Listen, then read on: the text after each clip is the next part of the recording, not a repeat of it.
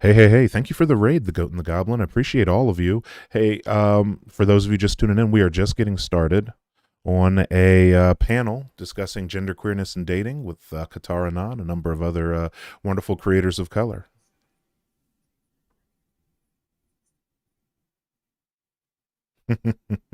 Thanks for coming in, folks. Make sure, if you like what you're watching, make sure to give the channel a follow. And if you have your Bezos bucks, you can give us an Amazon sub. All right. Yep, we'll go ahead don't and have start. stuff. Yeah, the people that aren't here can just have their intro last now. Everyone else is actually here. Everyone's here. So hello, I am Fluff. I will be your moderator for the day. My roles will include trying to make sure the conversation stays a little bit on track and yeah, just trying to make, give two gutter lanes for the conversation.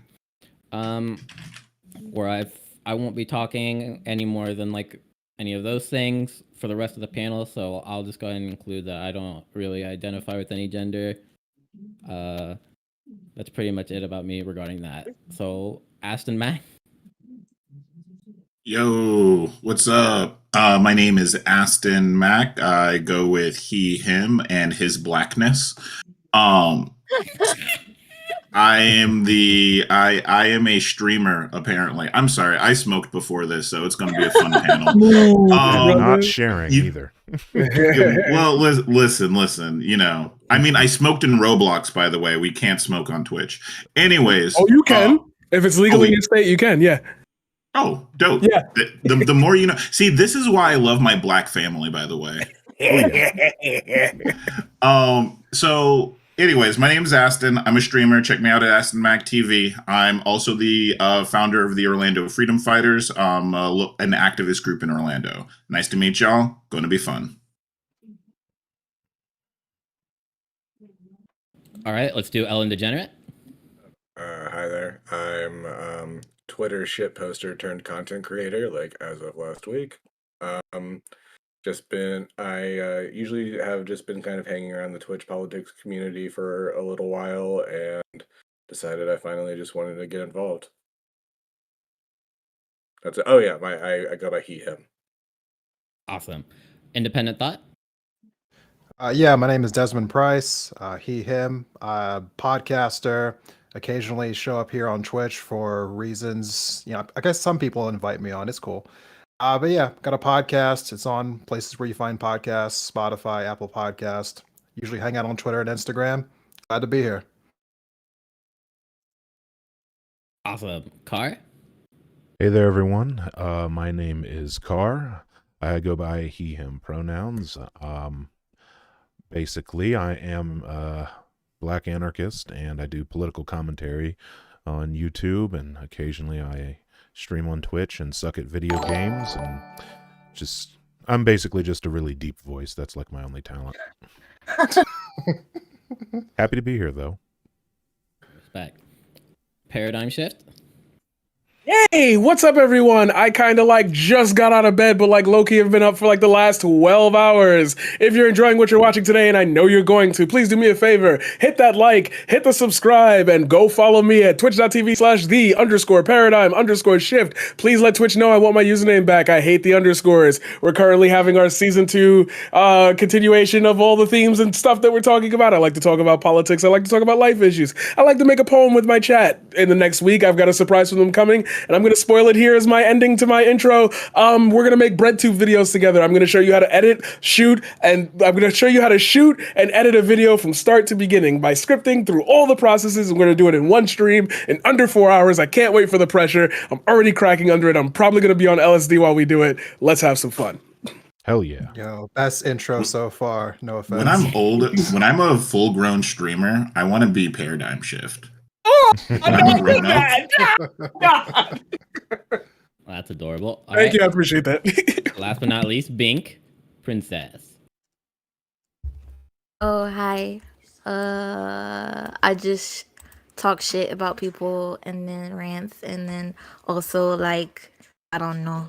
I do research streams because I'm boring and I'm a history Andy. And I go by she her. So yeah. Awesome. And now, Kat. Oh, wow. Hi. Hello, I'm KataraNa. You can also just say Kat. If your tongue's really special, you can say KataraNe, but I understand not everybody Yeah, has that he's game. far better at Um, this streaming yeah, thing than I I am. am a Like I said, all physicist I am is a and deep I do voice. That's all I politics have to bring streams, to the but now I table. mostly do sleeping. I'm very good at Love that. Kat. She's the one Have that a invited PhD in me it, to but the I'm also panel. currently working on a cool new Kat, paper, which Kat I is will good people. present eventually, which is about creating a medical device that can help you do CPR in space. Woohoo! Yeah, and in a couple weeks, all my streams will take place in European time zone because I'm getting the fuck out of here. Woo! Okay, so yeah, this stream's gonna be happier. And yeah, I'm also the host of this, and this is my Black History Month Assembly panel. Fluff, as he has said before, is our moderator, and this all just comes from the fact that I realized that white people don't naturally know things about Black people. Crazy, wow. So some things that we have within our community are things like rigid gender roles and like weird thoughts around queerness that may perhaps we as younger people don't have, but we've had to grow in like these weird rigid gender roles. And I thought it would be really good to go ahead and talk about it. Also because, interracial dating fucking can suck sometimes. I thought it would be good to explain that as well. So we're gonna have a lovely conversation about all these different topics, and Fluff will take it away from here to start it off. Wait, did you have specific topics? You didn't give me any. It's supposed to be. Let me just. We are off Can to a I great No, start. I mean, other than the just- general rule of like, I know last time we had how 3 more specific this ones. connect? Okay, I'm kidding. No. That's your fault, not mine. Okay, well, then it's always easy to get started on dating and talk a little bit about our experiences around that. As what does it mean to date as a Black person? How is it perhaps different? How is it the same? Etc. So I want. Well, the way we'll do this is kind of like intros. Everyone's gonna give like their opening thoughts. Try to keep it to like around 3 minutes max. I'm not gonna go and cut you off, but I want try to keep things smooth. And then everyone can just after everyone's gotten a turn, we'll just all let you guys talk with each other and see how things go. So we'll do the same as we did before. Actually, we're gonna go backwards. Let's go Bink. Oh, we're doing me first. Okay. General opening thoughts about dating. Dating sucks. Relationships are overrated. I feel like a lot of the times people know what they don't want but don't know what they want, which causes complications because it's like you have to do a trial and error, which sucks ass. Young people are stupid. What else? Gender roles are asked because really and truly everybody should be doing everything that's masculine and feminine. Come on to gender roles, and dating interracially sucks ass because I feel like for me personally, I'm too Black for people, which whatever that means, because I'm into history and politics. Is like, oh shit, like, oh my gosh, she's so Black. It's just so overwhelming for whatever damn reason. And people only go out with me because they think I'm cute, and it's actually aggravating because they'll be like, well, you're smart, but I don't like hearing anything that you talk about because you're too Black. And it's just like, oh, fuck me, I only can talk to Black men, but Black men be ass. So fuck, I can't navigate because dating is ass. That's my summary. Awesome, On behalf Dynamite. of all Black men, can I just apologize to all of you? Hey, I didn't. On behalf of Accepted. Your Sorry. apology is pending. All right, next up is Paradigm. This is going to be one of those topics where people will have to shut me up. So mod, clap me down if necessary.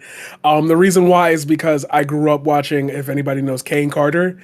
So I tried to Ooh. emulate his style of Ooh. there it is. Oh no, That's the son, one. No. Okay.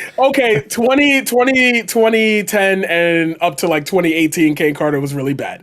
2019 and moving forward, like I think he's doing the right thing. But I have very strong opinions on dating. I feel like the way social media connects us gave rise to a lot of people having the ability to kind of curtail how they should engage in relationships. And when it comes especially to the Black community, there's a lot of like importance laid on more superficial qualities as opposed to emotional and inward qualities. And that is because of the rampant like, oh, I gotta post it on the social media, I gotta do this, I gotta do that. And I feel like especially in our community, we're very much about you. And I can just say it because I'm trying to do like the streamer thing and like avoid the topic as best I can. But we like to show off the goods, the goods. I got the bad bitch, I got this, I got that.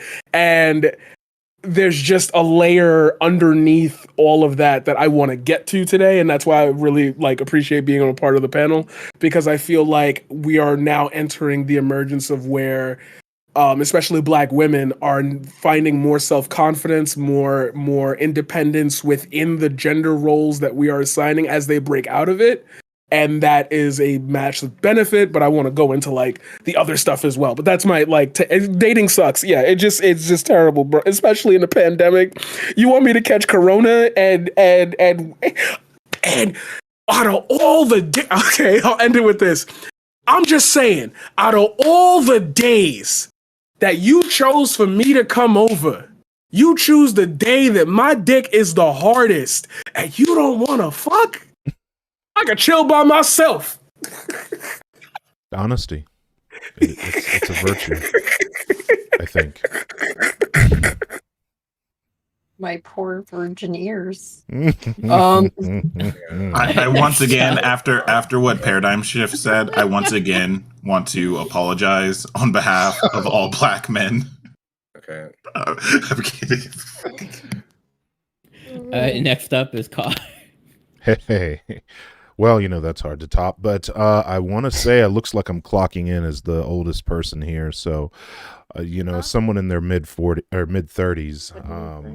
I grew up I came of age in the 90s. And unfortunately, Black dating and Black romantic relationships My bad. have always been, diverse and really detailed, but at the same time, the people who got the most attention media-wise and the things that we saw in pop culture were the absolute worst people imaginable.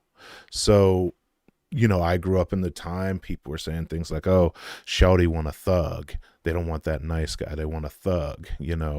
You got to spit game, taking all agency away from whatever other romantic partner you're talking to, just saying, oh, well, if you just say this right combination of words, then you got the ass pass. They're just going to hand it to you and then get mad if that game doesn't work. That's what I grew up in the 90s, and it was prevalent in the music, and it was prevalent in the TV shows, and it was prevalent in the Black movies and all of the Black media, because the absolute worst fucking people were the ones leading the conversation.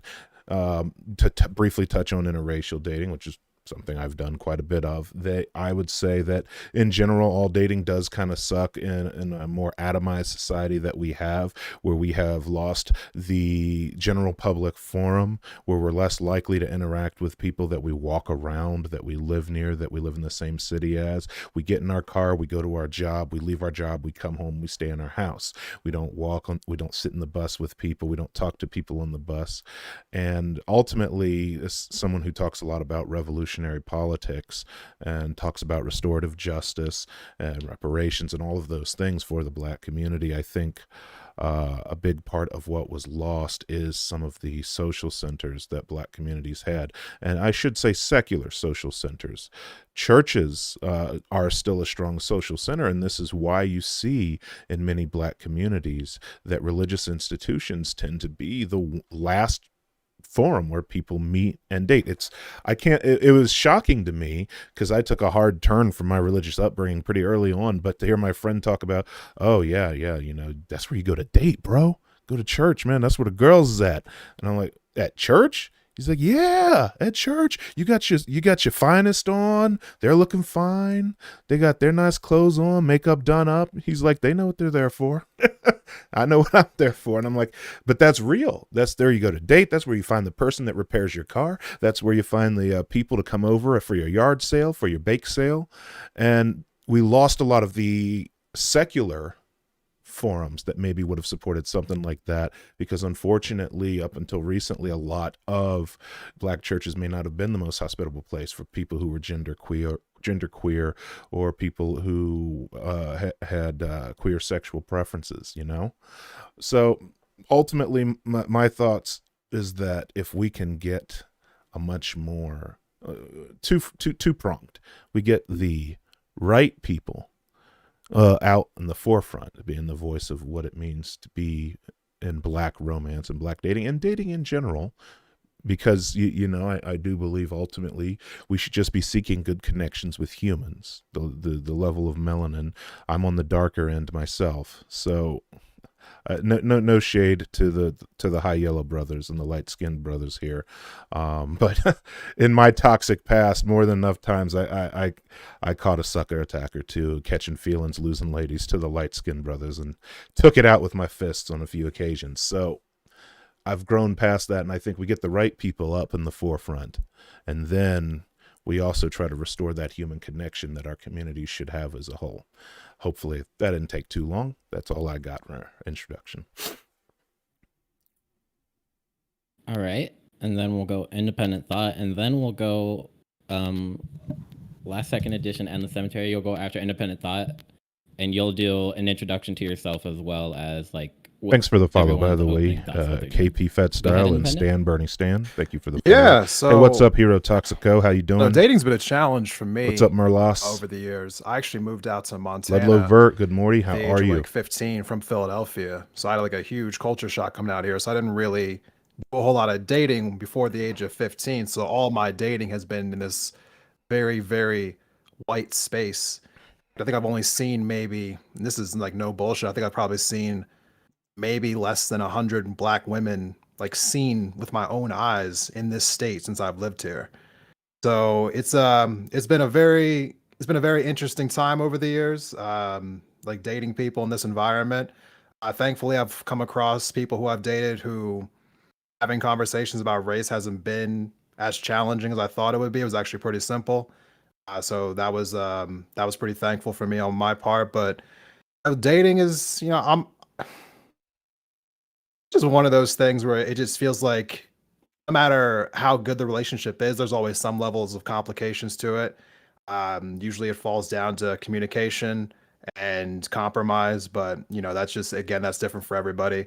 I think over the years, the one thing I've learned more than anything was, I think something that the first panelist was saying was trying to figure out not only what you don't like, but figuring out what you like. That's a huge fucking challenge, but definitely have gotten a little bit closer to knowing exactly what that has been over the last like few years. So I'm pretty thankful for where I'm at right now.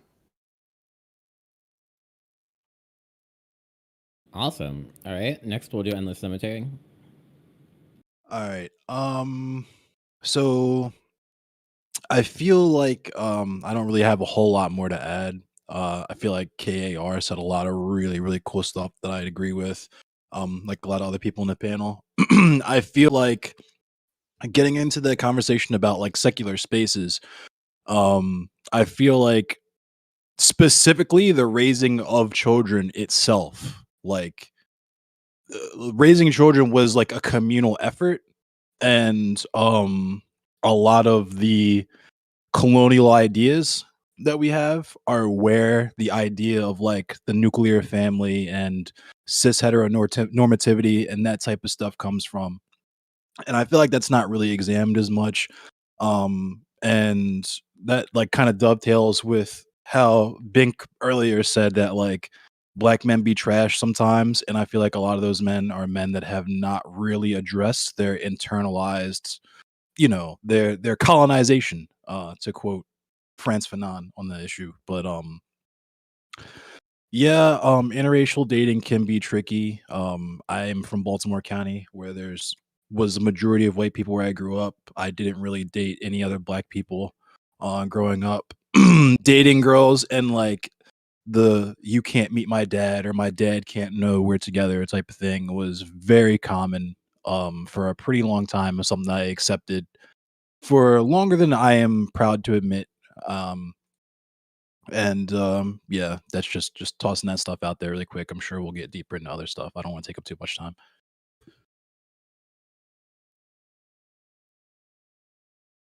Awesome. All right, let's go Should I- next.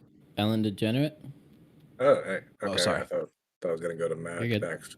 Yeah. So, I'm kind of in a spot that no matter who I date, it's interracial. So that's kind of a thing that I kind of deal with.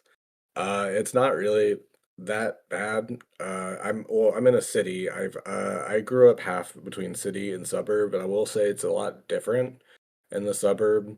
I dealt with the same thing that Cemetery was just talking about. Like the I can't meet your dad, but honestly, like that kind of just made it better. It's like, oh, cool.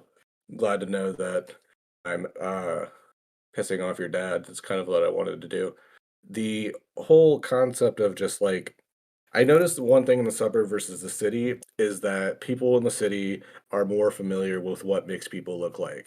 When I'm in the suburbs, people have more questions about what I am, and that ambiguity and not knowing what a mixed person looks like, I think contributes to like their ideas of how I look. Because they're not seeing a mixed person. They're seeing they're like, oh, that weird that white dude has really weird features.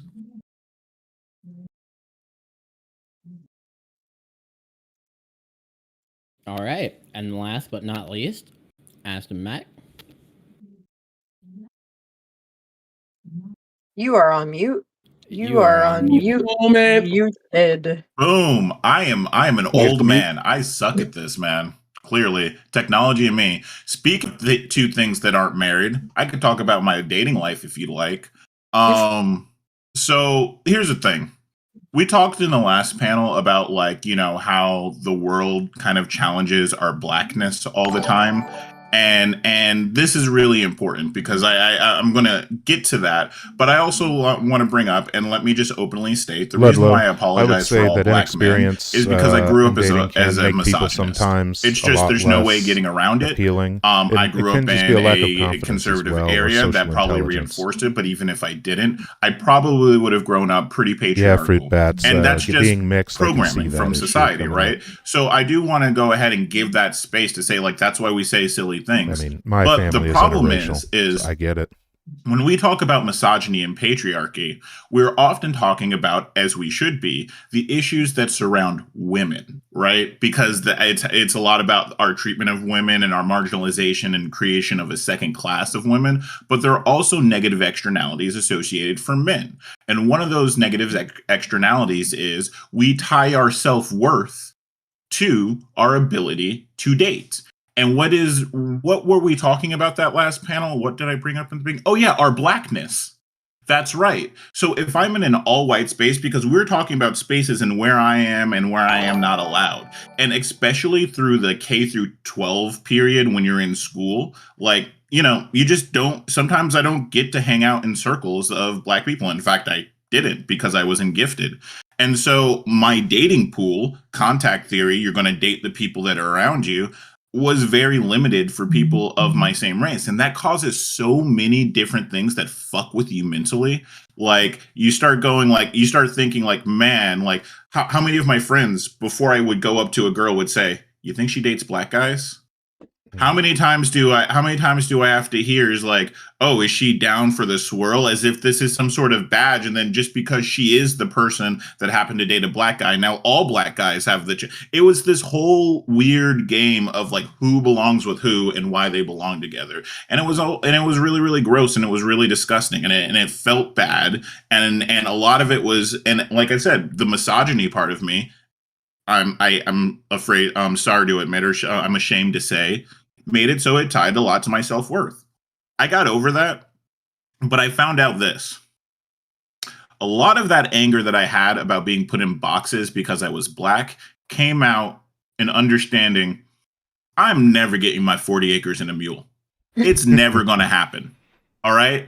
So I'm going to take what I can. And that means your daughter. We're coming for Might him. mean your wife. We're gonna get him. It just and I don't want to be exclusive. I happen to be a cis hetero man, but boy, trust me, I might go the other way if I can bang a racist dad. Like there's something about taking that from them that was so important for me. And I have been the black guy that is exactly like Endless said, like oh, I can't bring you home to my dad. Yeah, I snuck around. My first major girlfriend, like I snuck around for years. Her dad actually said that she was ruining white society because he saw us at the movie theater. And he was going to shoot me with a shotgun. I listen, vividly remember all of these things. And I can tell you there's so many dynamics, by the way, that we can go into when we talk about the interracial aspect of it too. But then that comes back to when I got to college and suddenly I was surrounded by people that look like me and I could vibe with them. It's odd because then you have to reestablish your blackness. And what does that mean in a relationship with another black person? And that's so weird sometimes because a lot of us that are in those white bubbles get this feeling of imposter syndrome when we're trying to be ourselves and just be okay with our blackness. And that's a huge thing. There's so many things that we can go in here and I could be talking forever, but I think I hit what I wanted to hit and you guys got your sound bite. So let's just open it up, because I think there's a lot. I think all of us can talk about the microaggressions of interracial dating. Let's be real. Nah. Let's go deeper than that. Let's go. Actually, when I said last but not least, I made a mistake. KataraNa exists. Rip, it's her panel. Hello. So, please, Kat, go ahead. Yeah, my experience is mostly like from an interracial lens because of what I decided to go to school for. I think it was probably colloquially known as the whitest subject in the world. So I just really didn't have all that many opportunities to date other people in my race due to my what my interests were and stuff. But yeah, I've had I don't know, for some reason I always would exclude myself from different types of black centric microaggressions in university. Except for when it came to dating, that was the one time when I was like, yeah, in the eyes of most people, I still be a nigga to them because I was dating, an Indian guy for 2 years, and he was like, this is cool and all, you're really great. It's not going anywhere. And I was like, but everything's fine. He's like, yeah, but you're not Indian, so whatever. I'm like, yeah, but you wanted me to move to Toronto, right? And he's like, yeah, not in my house though, because my parents can't meet you. I'm like, but and I was always continuously trying to get extra titles so that I could be maybe this would be good enough. I became president of my university, not good enough. President of the Rocket Club, not good enough. And I'm like, what would it take to be good enough? He'd be like, you could become prime minister. And I'm like, okay. And that's I nothing I could do would ever make me worthy of meeting this person's parents. And yeah, I guess from an interracial dating point, it's just sometimes it's even if you're okay, society's not okay. There have been times where I've been just hanging out with a white male friend and people in the streets yeah, I see you with your white man. I'm this is my friend, but also what? And it's just, yeah, it can get really way dowing, and a lot of times I can forget, but then I come to the internet Hey, and then people the person in Twitch to that say asked a if lot they of should things just about fart me in the because they're relationship. I see Just do you're it. dating someone that's Even white. if they don't approve of it. Even before I You're a was, and human I was dating being. someone that wasn't Assert black, your- I was on a panel and Assert your somebody called me a humanity race with traitor for an your hour, flatulence. and it was just do yeah, it. it gets really tiresome. So interracial dating is this entire landscape, and I'm not sure why there's so much discourse about it when it's literally just fuck what you want. But yeah, here we are. So let's get started. Who would like to start? Me, I want to start. Sorry. Oh, no, Yeah, you go can ahead. go. No, you're good. Oh, okay. So I just wanted to touch on that, hop on that. So basically, oh shit, I sound so annoying. I had when you guys stream up, oh my god, I sound like a little kid at some age. Okay, so I feel some type of way when it comes to dating because I feel and I've said this before, I look like a little kid. I don't look my age, and it aggravates me. Because I feel you know how social media pose what men are supposed to be, especially for my age, even though they're not my age. We're not gonna talk about that. But people my age, there's like based off social media, men are supposed to look grown, like you're supposed to have the chisel, jawline, and all these other things, right? And I kind of feel some type of way because it's like for me personally, yeah, I'm attracted to, maturity because that's kind of, how I am. I'm more mature, quote unquote, than like people at school, right? So it's just like I look like a little kid, but the person who I want to go out with looks like a grown adult, and I'm an adult legally. So it's like this really sus energy going on, and then on top of that, for me personally, a lot of my like dating experience has been interracial. I live in a predominantly black community in the suburbs. And I feel like I'll date whoever. I really don't care. But people of other races tend to gravitate towards me for whatever reason. And when it comes on to, and I've said this before, when it comes on to like how I view myself when it comes on to pretty and like light skin, that it's like people within my own community don't even bat an eye to me. But then it also goes into like me having to triple think if this person who's of another race is actually into me, or they're actually just they're in love with the idea of me, or like the caricature of what I'm supposed to be. Because for me, when it comes to my blackness, and I really love fashion. So when it comes on to that, my advocacy for myself is the way I dress, the way I strut down the street, the way I love, platform heels, like the way I have the long acrylics and don't give a fuck. That's the way I advocate for myself when it comes on to the day to day. So I feel like because that is, so popularized when it comes on to media, people aren't really even in love with me. They're in love with the caricature of what I'm supposed to be like. Like I can't be, and the aesthetics of being urban and what people like to call it, whatever the case may be, and be articulate. That's not what's acceptable. I can't be based in like philosophy and intellectual with my behavior. I have to be dumb. I have to be talking in ebonics and all this other stuff. So like for me, it's a thing of like, how am I supposed to navigate in this space when it feels like I have to constantly be on a battle if I should even be with somebody or not? Well, Because I have to, even if you were to come off the way that people expect, it's still not enough. It's really like you could literally be, I don't know, the most like, I don't know, white passing black person in the entire world, and people are still gonna like ask you really fucking stupid questions about things.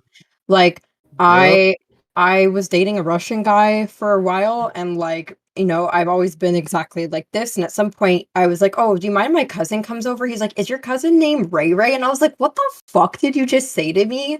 Like, he was like, is your cousin's name Daquan? I'm like, I'm Haitian. Why the fuck would my cousin's name be Daquan? Like, who are you talking to? Like, my name's Celeste. Why the fuck would you think that my like family member's name would be Daquan? And even if it was, why are you asking me this question? That's so weird. Like, and like he would ask me about like what was it like being on government cheese, and I'm like, I'm Haitian. What the fuck are you talking about? I don't know what you're talking about right now. Like, there's Tell like, me you left after that question, though. Nope, Yeah, I stayed in for a year. You should have been on your way out the door after the motherfucker dropped the Daquan. You should already be grabbing your keys.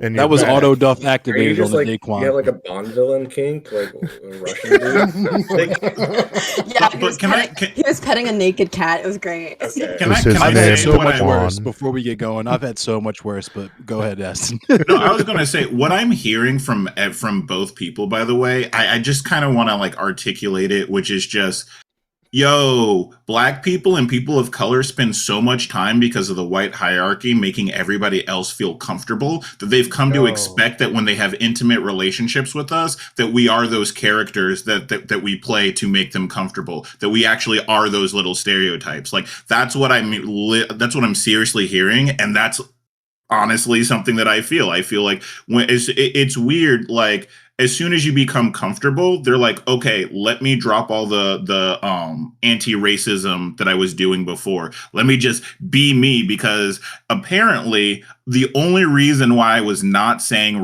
wildly racist shit to you or have wildly racist questions was simply because I wanted to appear nice in front of everybody. But now that we're intimate, I can just let it rip, right? I really wanted to say this stuff before. Like they just really want to say stuff, and it's so weird. Can I interject that that's not just a white thing?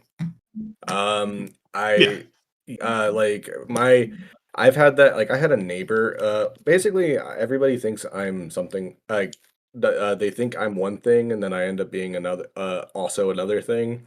Like I remember I used to live in this apartment complex, and there was this really nice black lady that would sit outside, and I would talk to her sometimes when I get off work. And I remember I'm also Hispanic, by the way. And she was like, this neighborhood was really. I had a lot shorter hair back then. She was like, this neighborhood was really good until all these Mexicans moved in. And I was like, I'm standing right here. And then she's like, "Oh, I'm sorry, baby. I thought you were half black."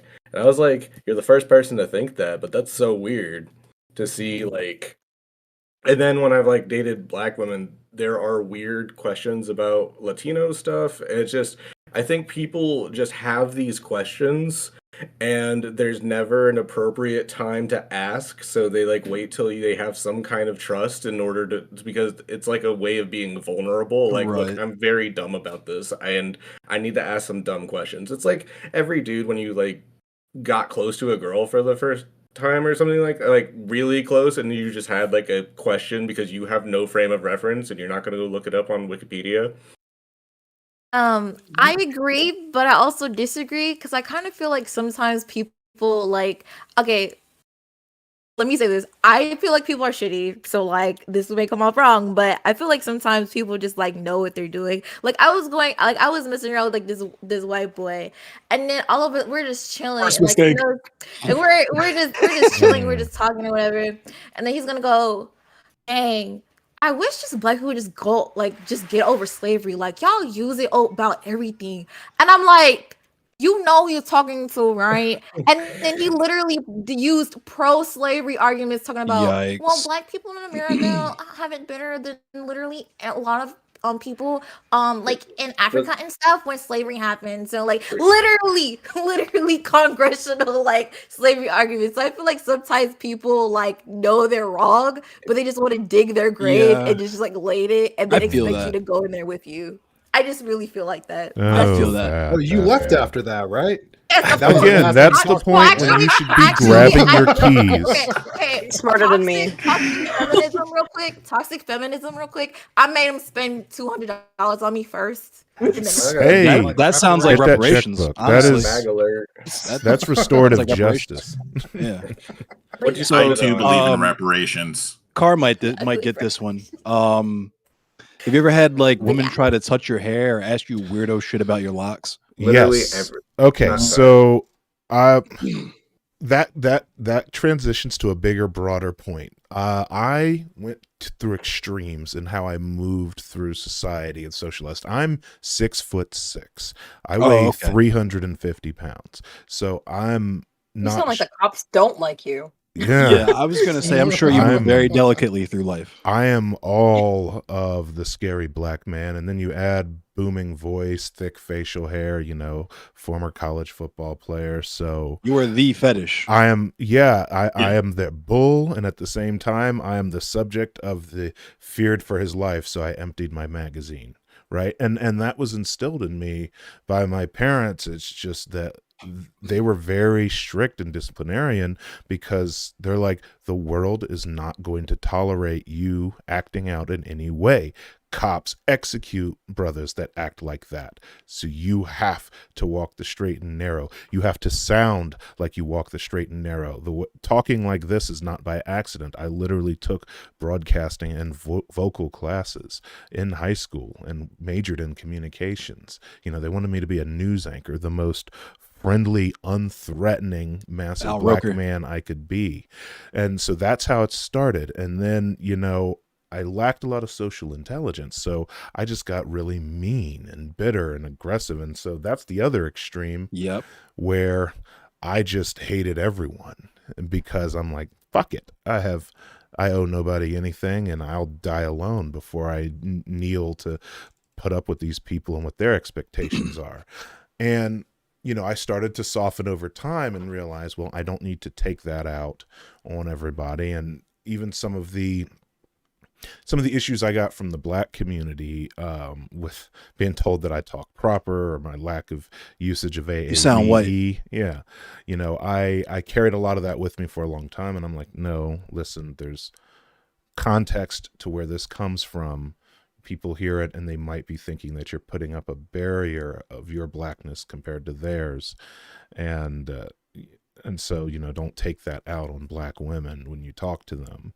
And then, you know, actually getting in a relationship, being in a committed relationship, you realize, oh, fuck, I can act how I want because someone loves me exactly the way I am. So I'm just full asshole now. I swing my black cock around full frontal. I'm just like, no, I am brash, rude. I throw my weight around. So I make people put up with my massive blackness. And yes, to answer your question in a very roundabout way, multiple people have asked to touch my hair. A few people have touched my fucking hair without asking. I used to work at a casino.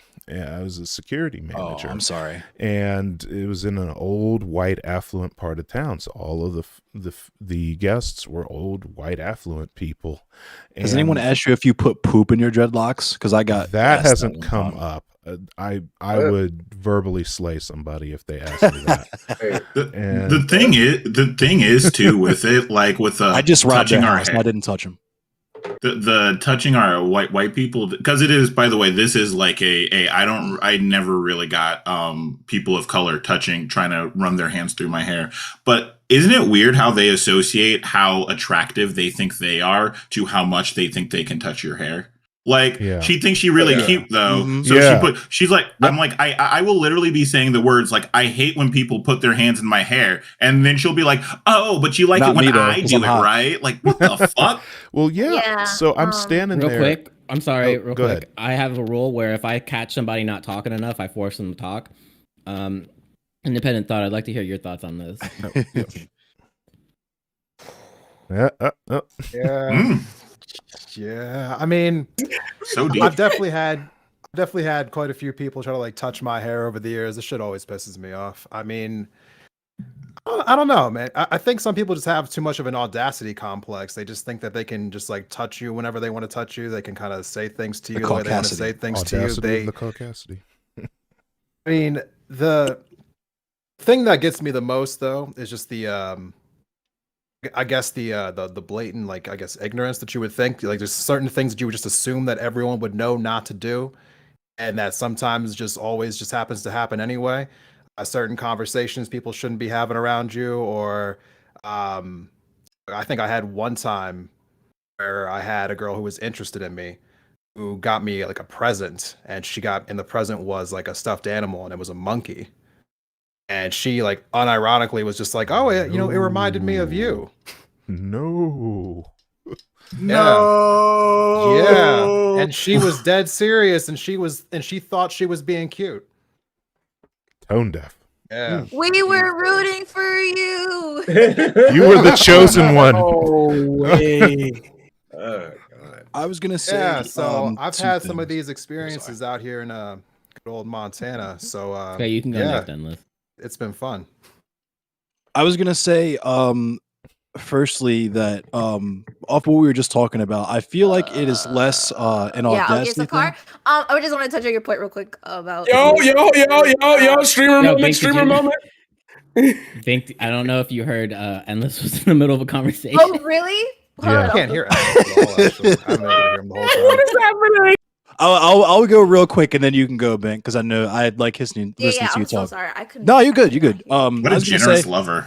it's it's not Fresh on his shit. it's not so much like an audacity thing. Because I was watching, I forget who I was watching that was talking about this white girl that they knew that was post left now, where so to a lot of these people, their ideas of like leftism and let me truncate it even more. They do not consider you human, right?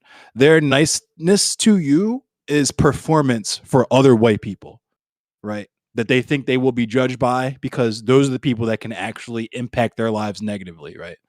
So when they get you in a private space, that is like that's the self-report, right? Because they're telling you this whole time, like, it's not that I have the audacity. I think that I'm allowed now to ask you these things because you are my partner or whatever. It's more so the fact that now that we're away from the crowd and I can just deny any accusations that you have about me, I'm going to ask you all this out of pocket shit and then play it off like, because I am the normal, the quote unquote normal, like default person in society, and you exist on the fringes, then it doesn't really fucking matter how you think or how you feel.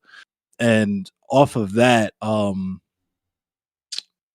was going to say something else and completely forgot because I was going in on that. So yeah, sorry. I just want to say that's colorblind, though. I do want to say that Yeah. I do think that happens across all groups of people Absolutely. do this, Yeah. and Well, it's performative. Because black people are on the bottom of the totem pole. You know what I mean? What did you want to say, Kat? Oh, I just had like a nom flashback because I've been sitting here and I realized that the last time I dated someone that was of the same race as me was when I was 18, and I'm about to be 24, and I haven't met a single person's parents since then. So I've been in university. I was in university for 5 years. It's been a year after. I haven't met a single person's parents. No one You know, has that's ever. very. No one has Sorry. ever introduced me to their family as their girlfriend. Or if I met them, they're like, "This is my friend." I've never been introduced to anyone's family as That's so their rough. partner. All right. Well, So Red that's flag. me there. that's funny. That's funny that you mentioned that, because I'm also here to realize that like experiences for black people are very different, especially on what side of the country you're on in America. Like if you divide the United States up in 4 quadrants, it's the Northeast, blah blah blah. And I'm just realizing that like the dynamics of people to people, like daily lives, are much different. And what's bothering me is that there are still common threads that are all negative. Like they're all negative. I mean, obviously, we're here to discuss things, so we're not going to go into the but this really great thing happened, and now I'm happy forever. But like the parent thing, because my dad has a strict rule on like if you bring somebody over to the house, they got to come meet me. And sometimes I'd be a little bit embarrassed because my dad has his own issues or whatever, blah blah blah. But like, the women I've dated have also said no guy has ever been like so nonchalant to just introduce me to their parents. And it's just like, is that not a normal thing? Is that not what we're supposed to do when you come in the crib? Because then I thought, even in the situation that I'm like currently in, like, I don't think I've met anybody's parents after my first relationship. And that's why I said it's funny you mentioned that, because like, yeah, also same. And now that we've gone into these deep ends, it's like now I'm also thinking the first relationship I was in was with a girl who was white passing but was black and Puerto Rican. I don't know if anybody sees where I'm pointing. Yeah, there you go. Yeah. And it's crazy because in that relationship, I was doing the thing that Ender was doing. I had to sneak around. And then it goes back to what Endless said about performance. And like, I wasn't black enough, or I wasn't white passing enough with my actions to appease her what's up, parents, Alex? even though they were like black. Ooh, I remember my second point. Go for it. Yeah. I figured that's that made me think of it. That made me think of it. Yeah. Okay, so I was right in where my head was going. What I was you can saying go. is, Yeah, like, go ahead. because it was what Carl was talking about with like you're simultaneously the object of desire because you're more or less like the pinnacle of manliness. You know what I mean? If Yeah. you're got a larger frame, facial hair, deeper like baritone voice, dark skin, because dark skin is criminalized in this country. So there's Mhm. that element of danger, all that stuff. And He's it took talking me, about penises, guys. Guys, don't. He's talking about penises. I'm mean, just gonna say it. We're talking about penises. there's dicks Nice. too. Blacks.com. I was getting there. Right. We got We're getting to the the dicks. Don't worry. BBCs, you We're know what I getting mean? there. I got the you. BBC, I got you, bro. not I got the you. news I station, got you. the other BBC, and not Barbecue and Chili from Dead by Daylight, the other BBC. But it took me a while to realize that the fetishization and the hatred and the fear come from the same place. That like what makes you sexually desirable, because it's always exclusively sexual, like we've all been saying. None of us have met anybody's parents, and for the men here, when we did meet somebody's parents, or when it was floated, hey, how come I haven't met your parents yet, it was the interest in the interest of our safety that we were never introduced to people's parents, right? So it took me a very long time, and I fell into the Eldritch Cleaver. You know what I'm saying? The what Aston was talking about, where it's like, okay, I'm just gonna smash as many white joints as I can. You know what I'm saying? And that's going to be my revenge on society. And it's all branches off of fetishization and dehumanization, is what it is. But They essentialize even- you and they exotify you and things like that. But I think Right. Kat had their hand up. I don't like to jump on people. yeah, sorry, go for it. I guess the same type of thing applies, but like for women as well. But it's kind of not as much. No one's scared. No, it's not for my safety. No one's gonna shoot me. But like, you know, when I'm traveling, like I spent like 2 months in Europe, and like guys would be like, "Oh my God, you're so exotic," and I'm like, "I'm fucking black. Like I'm not really that special. Like I didn't okay." But like, you know, Literally. during like university, during traveling, people will be like, "You're hot, you're hot, you're hot, you're hot." I'd smash, "You're hot," but then you know when like you start dating them, everything might be going. Nobody well, wants to but wife you though. That's crazy. no, yeah, like, and that's the thing that's really weird, because I realize that like there's a certain thing, like for some like races of men, it's like they don't really get dates, but if they get dates, like no, like they'll bring them over to the parents, no problem. Like they have more of a hard time getting in the door, but once you're in the door, like then yeah, you can come over. And for me, it's like I can easily get in the door, like, but like you're not passing that door. Like you're not gonna sit down and eat with us. Like you're not gonna talk to us. It's always very strange, because I guess like I hate to like sit there and like, you know, total up our points, but at the end of the day, a lot of times I'm like, dude, I'm better than all of you. Like what the fuck? Like you should be like, you should be like, "Mom, please, like meet her. She can add like a motherfucker. Like look at this. 1, 2, 3. She Hey, gets it. Like Desman, the what's most- good? Like Thanks the for thing that tuning the straw that broke in. the camel's back. I'm for actually me. gonna Looking force to Big do to right talk by about you, Oh, it, sorry, if sorry, that's sorry. okay, unless Yeah. Oh, I just wanted to say this because like it hits me the same way too. Like I've said this before, that I feel like I'm too black for people. Like when it comes onto hair, for an example, right? The whole idea of like touching somebody's hair, I've said my hair is plentiful when my hair is in the afro. My hair looks like a wig.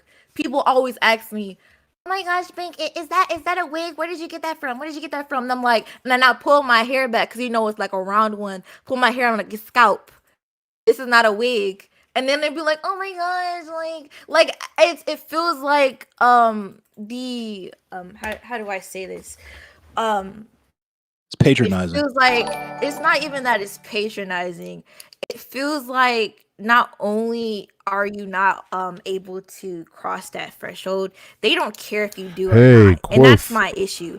I don't like when people Quoth like Revenel, thank want to you cry for the wolf when super. they're the one who's the wolf. Like, why are you Thank you so out much for the here super for the clowning women? Why are you $9.99. out here clowning men when you're literally out here, like, Unfortunately, couldn't see that wilding crazy when you're having emoji, fun to but your thank you dating for the life? super. Like for me personally, I find myself as a prize. I'm out here confident in everything when I be on Twitch, because ain't nobody finna play me like that. But it feels like, because it's either you feeling you have to be like the popular girl at school, because as I said, I'm still in high school, so you have to be the popular girl at school that get around, or or you the quiet one and they prey on you, because that's what happened to me. I feel like a lot of When I dating get a practices chance when to it go comes get on my to men whiskey, are I accidentally predatory. left it And I downstairs. feel I like owe it's you predatory to a the shot. point where it's like people don't want to realize it's predatory, because if you were to come out and be like, yeah, I'm trying to like, get some, it's like, oh my gosh, that's such a turn off. But it's like, be realistic with what you want when it comes Yeah, on to be your upfront. interaction, right? Like you like I've explained to this when it comes on to people at school, and I've talked to this before, where it's like, what you're gonna tell me is that you think I'm pretty, right? You think I'm intelligent enough, right? I can't be athletic because that's too manly. And then what also you're gonna do is tell me that instead of you be like, yeah, shawty, I'm trying to hit, what you gonna tell me, you're gonna talk to me for like 3 or 4 months where I'm comfortable with you, date me for a year, smash me, and then sit there and talk about, well, this wouldn't happen to me now, but you gonna smash me and then be like, well, I gotta go because I never really liked you in the first place. Like, I actually, and this is the thing, I know I'm bringing a lot of personal anecdotes, but like, it happens so commonly at my school to the point where it's For aggravating. the record, this is a Um, personal panel. You should talk about your personal Yeah, I was experience. gonna say I'm gonna throw a Actually, story out after you after Aston speaks. Go for it. I think the thing about dating personally that's so wild to me is that people act like people do not talk. Like, I'm sorry, if girls don't want to go out with you, there's a reason why. That's because words go around. Everybody talk about it. Everybody, their mama, grandma, auntie talk about it. Everybody and their cousins in other countries talk about it. Everybody know. They're gonna ruin your whole career. Because literally what happened is that I had boys in my neighborhood, and it was like they're the little clique, they know each other for a long time, and I used to hang around with one of them. And when you hang around with the boys, they be telling all these secrets, they be talking about women the way they want to talk about women. And what happened is that we were on a bus, Locker and we room have this talk. girl. We have this girl in my school, and she's girl with the fashion, so everybody like her. She's sweet and all of that. And what happened is that my next door neighbor was talking about her in like a very hypersexualized like manner, like, oh well, because the slim thick energy, like Doja Cat energy. That's the body type, right? So they're like, oh my gosh, I want to go smash and X, Y, and Z. And I'm like sitting here like, oh shit, he's actually in this girl's DMs. And I'm over, and I literally went over to my friend. I was like, look, listen, this man is not interested in you. He just wants to smash. And I've heard this conversation how many times? And I wish people were more open about it, because I feel like it has to be such a like undercover thing where it's like, if you're only in that clique, then and it's like, no, everybody in their mama needs to know. Everybody around the school needs to know. Hey, and I what's know good, that's Salami? bad, because like see ya. dating, how you don't want to isolate people and make people feel to themselves. But at the same exact time, if you're being predatory and you're literally like just trying to use women for their bodies, I feel like that should be known. And the last thing for me when it comes on to my story, and I won't go into detail about it. We actually like the person that when it happened to me, their friend group got exposed online and everybody was in denial, and then it got quote unquote debunked and everybody went around with the rest of their life. Like nothing happened. None of the teachers had an SME. And none of because no this shit, is a and large literally panel, people were, y'all, like, abused. So, like, I think it's, like, step your recognize game that I up might not and, be like, actually doing as realize, much like, this shit speaking is as some of serious. the other It's not members. just, oh, we're I dating. always try not People to step on other people when associate they're dating with speaking. sex, So there and are a that lot of needs great to be members on this addressed, because that's panel a right now. toxic Bink is speaking. correlation Bink people are trying Princess. to make, and it just causes people to not only have bad experiences with dating, but for people to be preyed upon, because that's what people do. You prey on the innocent, you prey on the weak, prey with people who have something going on. And I think that's just, I don't know, that's just me ranting, but regardless, that's. Can I ask a question real quick? Go ahead, Ashton. Oh, go ahead, Alan. I want to let Alan I a was chance because he hasn't been gonna, talking much. yeah, I was gonna let Aston go, and then I was gonna. Okay, so me then. We'll go Alan, then Ender, Okay. then Oh, Endless. sorry. I That'd thought be you said me. last. Sorry. Is it like? Yeah. I'm Cool. just trying to like part terms here. Like, is it like, say I see somebody and I think they're hot, and I go up to them and like talk to them like at a bar, but like, is that because I went up to them because they're hot? Is that considered predatory? No, No, would it the be?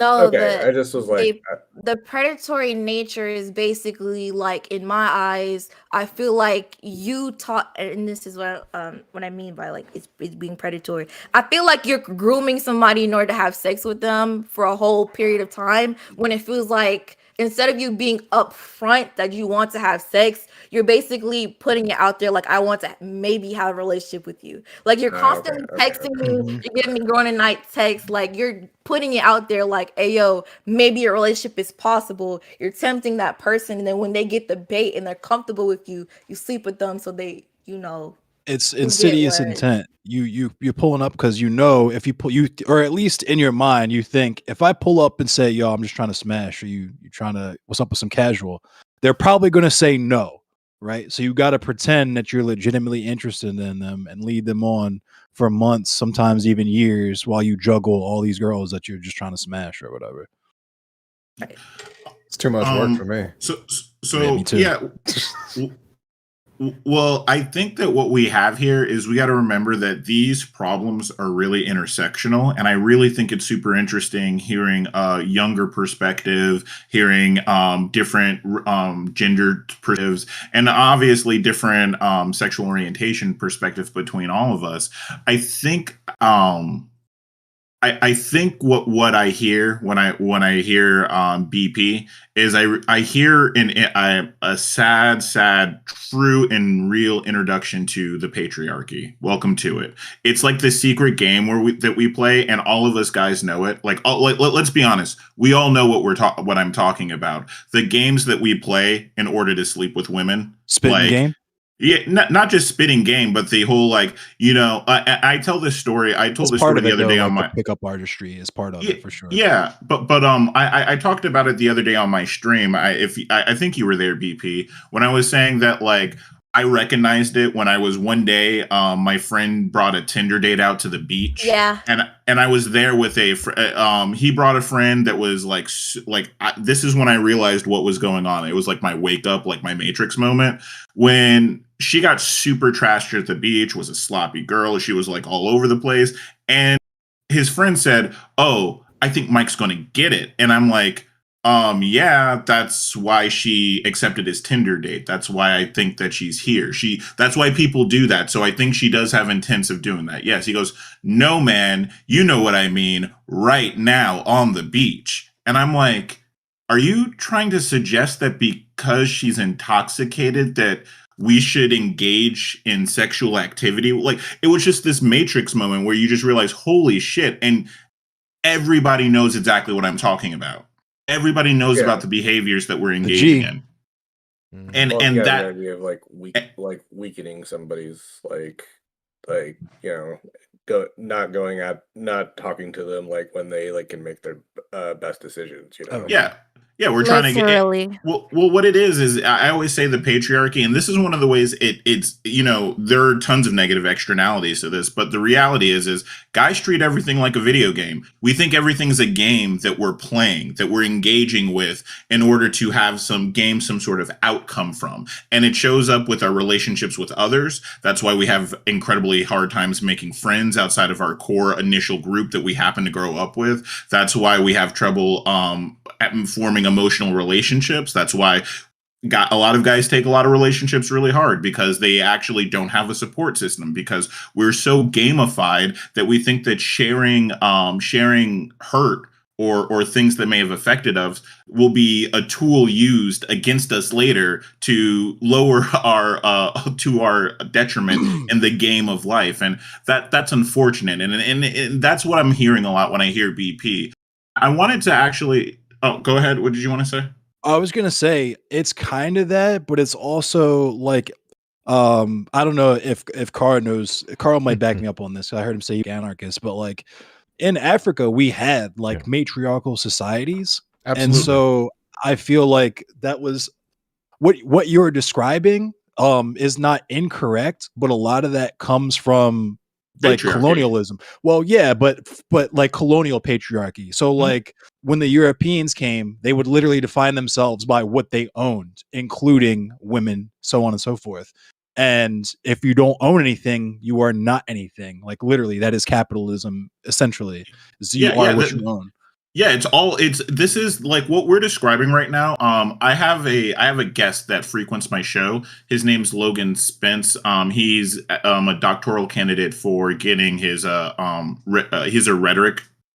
He studies rhetoric, and it's a concept called the big other, which is this idea that there's this other out there that we're all trying to shape ourselves to. It's like this idea in our head, and it always works in opposites, by the way. The other is never defined, but it's always telling you what you can't do in a situation. Oftentimes, the best example is like, imagine two people that are and this lady is having an affair, and she has to she has to say goodbye to this man that she's been having an affair with, but they're at a public train station, so everything she can't say is because of the big other. And that's what we're describing here. It's like a lot of these negative like these things that we can't do and feelings that we can't behave. But neither here nor there. I wanted to actually that was a really weird tangent, but I really wanted to actually talk about the sometimes though, when we're talking about not bringing people home, I got a weird relationship with my parents, man. I don't bring anybody home. Like, that's just a thing. And I think there are a lot of people that are like that. And I think there are a lot of men that are very much like that as well in our society. I can agree with that. I'm I mean, gonna cut in real quick. Oh yeah, Oh, go ahead. Car. Hmm? Car, finish what you're saying, and then I'm gonna force Paradigm to talk. Quick agreement with him there. You know, well, first of all, I'm you know, I'm in my 30s and my mother's in their 80s, so I don't necessarily, and I'm in a committed relationship for the last 10 years, but you know, even then, after I moved out at the age of 19, and after that point I had a very strong shift away from my parents, and now they were old fashioned. I had old parents. Anybody I knew, they had to approve of, period, right? Same. And so, but after I moved out, I'm just like, well, they told me, you're moving out, you're taking responsibility for yourself, you're your own person, you're paying your own way, you're dealing with your own shit. I'm like, all right, that's fine. I don't need your approval for shit then. This is my life. So yeah, no, it's I moved 2,000 miles across the country for the partner I have now, who I met online. So, and this was sight unseen for my parents. They had not met her, and whatever, it was my life. And that's what my dad said when he helped me pack up the car. He said, it's your life, your decisions. So we're like secret brothers, because I moved across the country for my interracial relationship too. Ken. I had more I wanted to add, because endless, and I'm not going to. I've been following you, Car. I'm a fan of you, Car. I've been watching you for a minute, my guy. I want to hear you preach. I want to hear you. I want to hear this. Right. Here we go. But I think Fluff wanted someone else to weigh in before I go off on another tangent. Are you cool, Paradigm? Yeah. I'm good. Cool. I tried. You know what? I'll be honest with y'all, because you know we need more honesty in the Black community. I tried to launch Minecraft, and Discord was like, no. I feel like I'm just not even gonna fucking lie. Like, I don't know what just happened here. So I'm gonna go on not a tangent. It's gonna connect everyone's points at once. And if you haven't met me before, I can do this. And if you have met me before, get ready. Let's go later. Let's fucking go. So what? I've seen him do it. Well, thank you. So what I'm realizing is that, and don't take this the wrong way to anybody who shared their personal experiences, because it's going to sound off in the beginning, but it's going to come back to where it should. I kind of see where my nice guy phase came from. I kind of get that there's this really... I can't wait to get into this. Go ahead. No, you good. I see where I felt validated in being just the bare minimum, if not better, than what society had expected me to be like in a relationship. And especially because I know you're older than me, but like my dad's an old soul. He grew me up on the old shit. So like I learned about, I could even be like funny, but not serious, but funny. And say I learned my relationships from like All in the Family, Amen, a couple other shows like Married with Children, like that dynamic of like the good times. Yeah, exactly. Matter of fact, that Black even love trademark. and I can see where certain, and see that's just so weird because for young white males, I feel like the objectivity towards dating is very, we're all, well off, we're all in the same community, like come on, let's just go to the ball together. And Tony But for Mouse, like black thanks for the males, follow. there's this expectation that you got to present a certain way. Kyle Poor, thanks especially for in the the parent subscription on context, YouTube, and, by the like, way. That might stop women from approaching that situation with the engagement of, I really like him, but my parents won't like him for X, Y, and Z reasons, so let me not. And then she starts falling into the pattern of like, well, I gotta look for the best suitor that will also be the best person for my family to accept. And it's like, I used to have this, and that's why I brought up the Kane Carter thing in the beginning. I used to have this knowledge, or at least I thought I had this knowledge, that I feel like obviousness should be the most key thing in a relationship. Like, if I like you, I'm not gonna beat around the bush with it. I'm gonna tell you, like, this is my real feelings. Like, you could do whatever you please. You don't gotta return the favor, nothing. Like, just be straightforward. The straightforwardness in dating, especially for minorities, has so many other layers stacked upon it. Can I go out with this person? Is he too big for me? Are people gonna think like he's a thug? There's so many. And then like the presentation of the perfect man to your parents. Does he make money? Does he got a good job? And it's like, haha, systemic racism. I don't have health care. Like, I look this way because they ain't cover my leg surgery. I got a wooden plank. Like, you're asking me to be something and I just can't be that because of a myriad of reasons that I think you should already know. But then we pretend and this is where I start rapping at everyone's points. I already did it, but then we pretend that we are something different because that's the only way we can move forward if I want to move forward. So and I only speak about this because that's what I am. For black men, a lot of the moving forward gets gated with these, I have to provide, I have to be strong, I can't like this, I can't do that, because you're thinking about all those layers and all those things you have to check off your list if you go and wife up, which then with the idea of media and music and all that and TV makes us feel like, okay, well, they want the rough rider outside, but they want the sweet darling inside, and you cannot expect, especially in this day and age, a man to be able to exist within both those, because it comes out like rage, it comes out like anger, it comes out like, and I'll end my thought here, it comes out like my first girlfriend, like as I said, very white passing, and her family was just like, he does these little idiosyncrasies that we don't like. And it's like, but I have a great job. I like have the bunch of accolades. I have all this and that. I took a piece of shrimp off your daughter's plate. I'm sorry. Like, I thought that was funny. But apparently my level of comedy is too, yeah. But to get back more on point, that was funny to me because it also got re-echoed in society. Me and her were having a conversation and she liked to cry at everything. She would cry at happy stuff, sad stuff. I remember one time she couldn't get a can open and she just bawled on the floor in the middle of school for like 5 minutes. Like, she'd cry, like, cool, like, whatever, she was cute. I liked her. She had it up here. And anyway, Bring it home. Yeah, we were having this conversation and she started crying about it because she realized she was wrong. And I don't like being accused of things, especially like when the thing is there, because I have to disprove by existence, if you understand what I mean by that. That's a small relationship thing. I'm sure y'all know what that's about. And the security guard came over to me and he was like, oh, I've seen black people like you. You like to abuse women. And my teacher's sitting over there. Hey, Merlos. Like, everybody who I get live your truth and it's okay to share, but I would caution you to not drop something quite so heavy that could put undue emotional labor on people who maybe didn't ask for it. Just be mindful of that. I'm not going to delete your message or anything. Just, tread carefully with the conversation topic because it can be triggering for bystanders who are viewing it. At me like, you that type that like to rape women, you that type that like that, and I'm sitting here like, and I swear to, and this is where I'm gonna end it. I swear to everything in my soul, verbatim, this is what I said and the tone I said it. How can that be, sir? And I was like, I immediately lost, and that's where all the points get wrapped together. I immediately lost my blackness when pressed on a situation based on my appearance.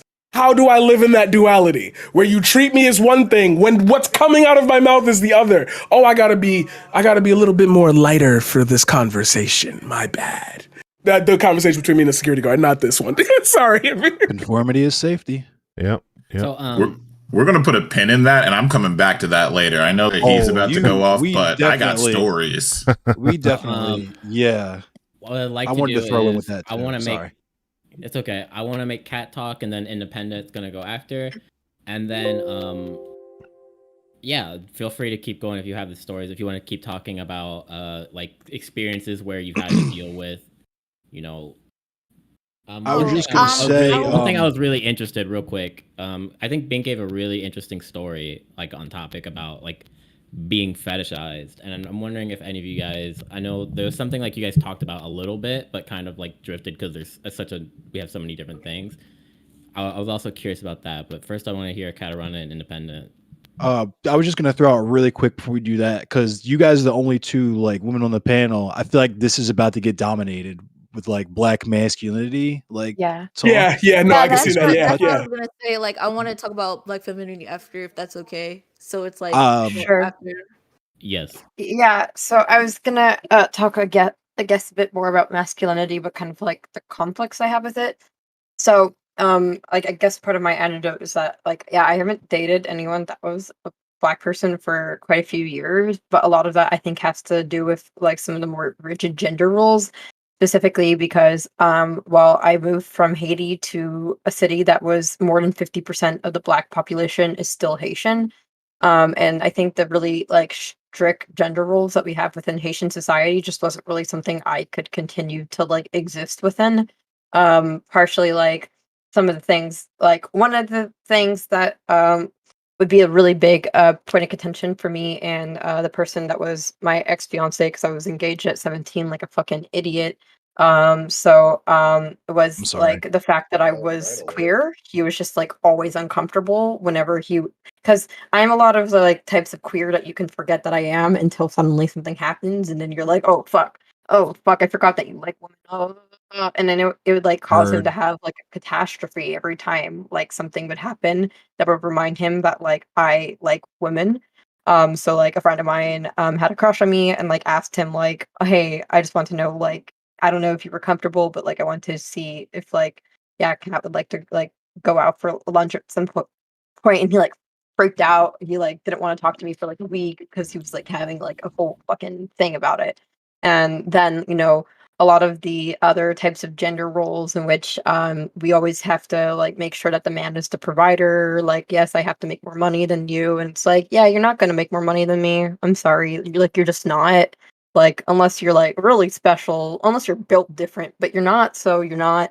And like a lot of the things would always come up as like, oh, like I'm supposed to be the one paying, and like having to have those types of conversations about like how the date should go. You need to pull my chair, you need to pay, all these different like things would always come up, and it just ended up being a little bit too much for me until eventually I found out that like one of the very big coming of age things that my cousin ended up telling me about was a lot of higher society Haitian men, since the girls aren't putting out in high school. It's like, okay, dude, you're 16, we're going to a brothel, and everybody would like get their rocks off at the brothel like every week, and like that's just, I'm not comfortable with that being like a very integrated part of like your coming of age. It's just not really something I feel like spending years breaking down just how to show you that like it's not just a pump and dump excursion.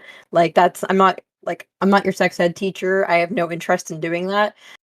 So as a result, like I just kind of had to like pivot, and like most of the people I have dated ever since are like other like queer men, or very like queer accepting men. I'm very scared of girls. They make me sweat. So I've never dated a woman, but like a lot of those different things, like I guess just kind of the I have to be a provider, I have to be strong, I can't be emotional, and those things like are, I think, just way too rigid within like our society. And I forget about it, until like now I'm back at my house and my mom's like, you need to put on a dress. I'm like, why? She's like, you're a woman. I'm like, not really. Also, can you not say that? And like I realized, okay, like these types of things are what prevent me from being like super, like running to the polls to like just fucking date another like person in which I'm gonna have to do all of that other types of teaching. I feel like it's a lot easier for me to teach someone about like the history of my hair than it is for me to deconstruct somebody's masculinity and like try to explain to them that like I'm just not like what they think I should be. So I guess it's kind of unfortunate because I know a lot of people are like, "Oh, black is beautiful," and I agree. Like I think black is beautiful. I just find it very tiring to explain things such as trans woman or woman. Or I find it very tiring to explain that like I'm non-binary. No, I'm not non-binary in the way that you see on TV. I'm non-binary in the way I feel like being non-binary, and like it's just a lot. Um, so yeah, I just wanted to kind of rope that into there because I know like a lot of times it can come off as like, damn, Cat just loves the white man. It's like, no, but people that like grow Oof. up more within like a like I guess Western society, I guess because queerness has been something that has been accepted into their like I guess their household for longer. Like being gay is okay has been accepted for longer. So moving on to the next step of also like not like presenting in the way that TV tells you to or like the magazines tell you to, whereas I'm still trying to fight within my own household for my mom, like to just understand what being bisexual is. So I don't expect like I'm not gonna bring up non-binariness at any time soon. And I also recognize that's the same for a lot of other people's households. Fluff, I was right. That's all I'm gonna say. I was right. I had it. I had on point. Oh, you might not have saw it. Oh, damn. Then I just said that in the middle of this conversation. Oh God.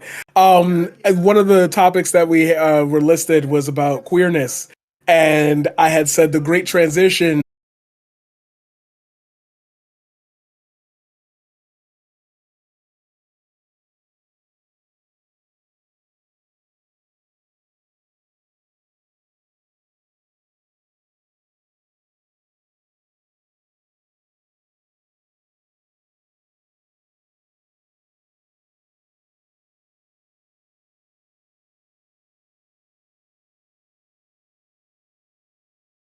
Black people, I'm less likely to see an LGBTQ relationship. But if it's a black and a white person, I'm more likely to. Does that make sense? Does anybody Oh, else see that, or is Yeah, that at there's completely? least a lot of different. there's a within lot of historical precedent for this, which but Yeah. I want to let our female contributors on the panel, our non cis yeah. het contributors, weigh in on that. Not myself. Yeah, so in my Right. experience, all of my like being Mhm. able to be openly non-cis het has always been an interracial. Like any times I tried to become more open, like at least with my like Haitian fiance, he was like, whoa, whoa, whoa, whoa, whoa, whoa, whoa, whoa, whoa, whoa, whoa, whoa.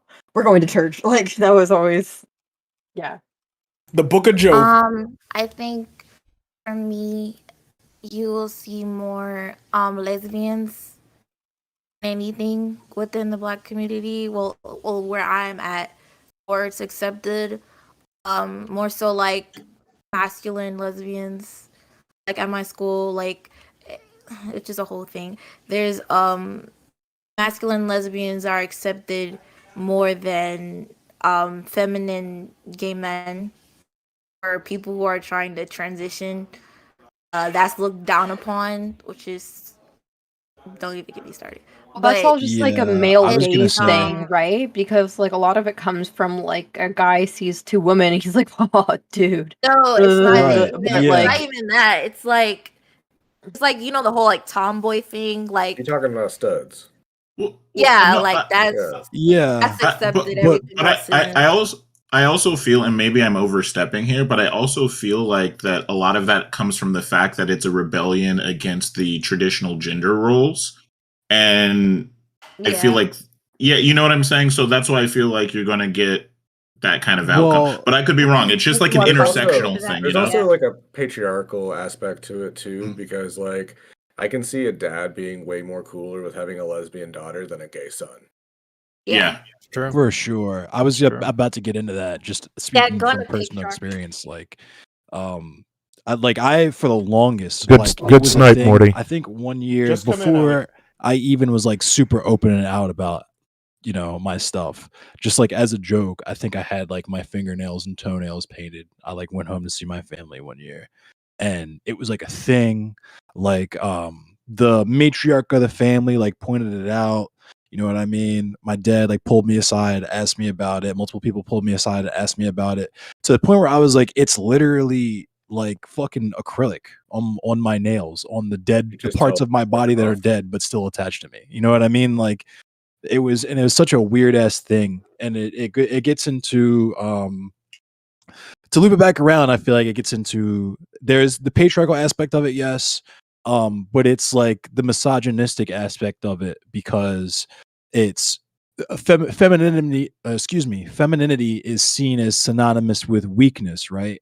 With the whole buck breaking thing, like it gets into the advanced hotepery that I like to talk about, the phrase that I coined, and with what Kat was talking about, where like because black men get like fucking colonized, right? And they idealize themselves as just like somehow slightly deficient white men, right? Because they can never reach the ideal of being a white man, being like a Jeff Bezos or like someone like that.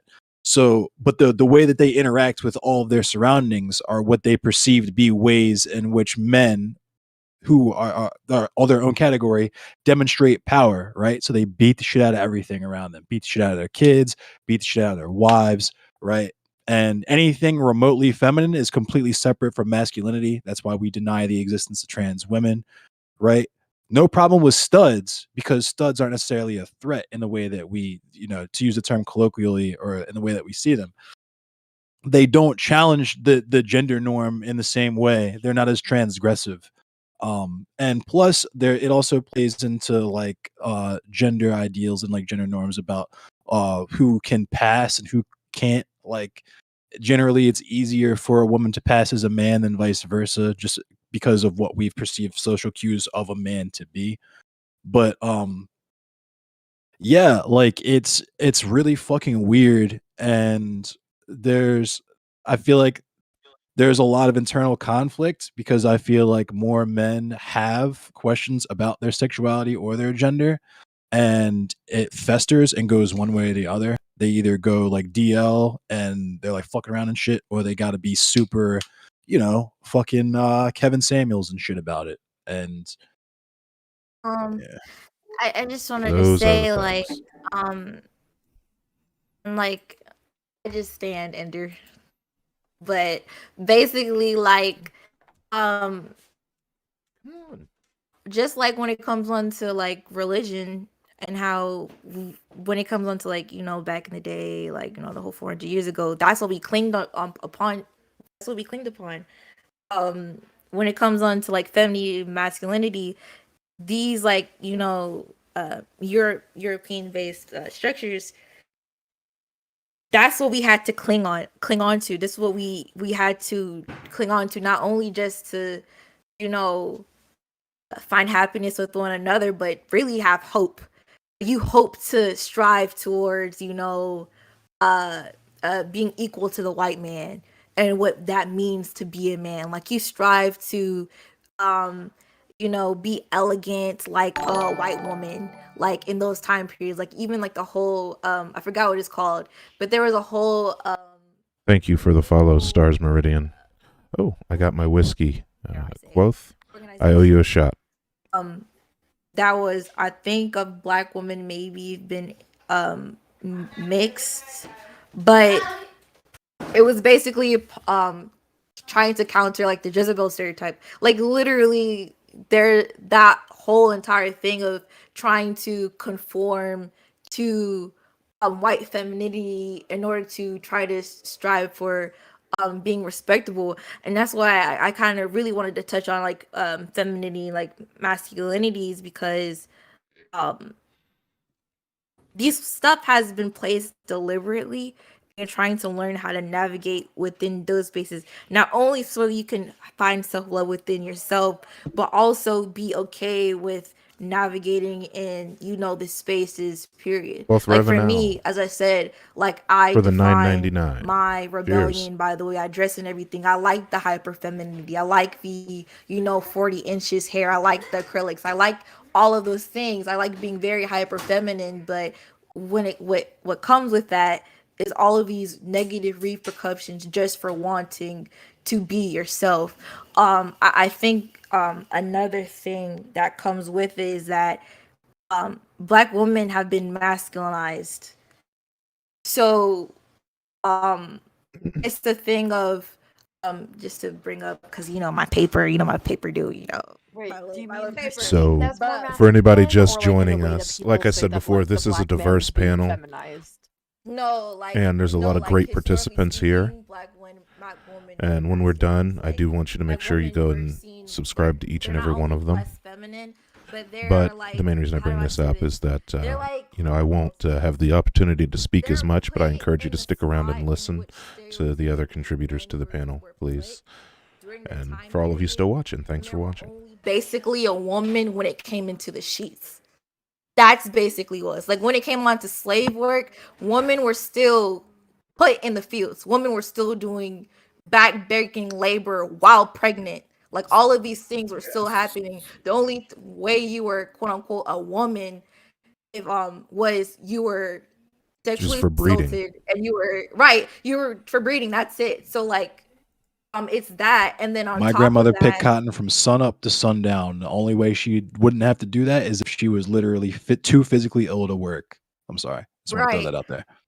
So like for me, it's like I'm trying to navigate when it comes on to my femininity, because I don't want to be seen as, quote unquote aggressive or quote unquote like too ghetto and when I I just don't have all the talk. links there And right it now. aggravates me I because believe on KataraNa's went online KataraNa's and stream, okay, how there do I there's a describe list of all the being a woman participants. so like femininity? Perhaps Because the for good me, Morty would be so on kind my as to cultivate some links for parents, our my mom, my other grandma panel are old members. school, so they tie it with having a kid, but I don't want to have a kid.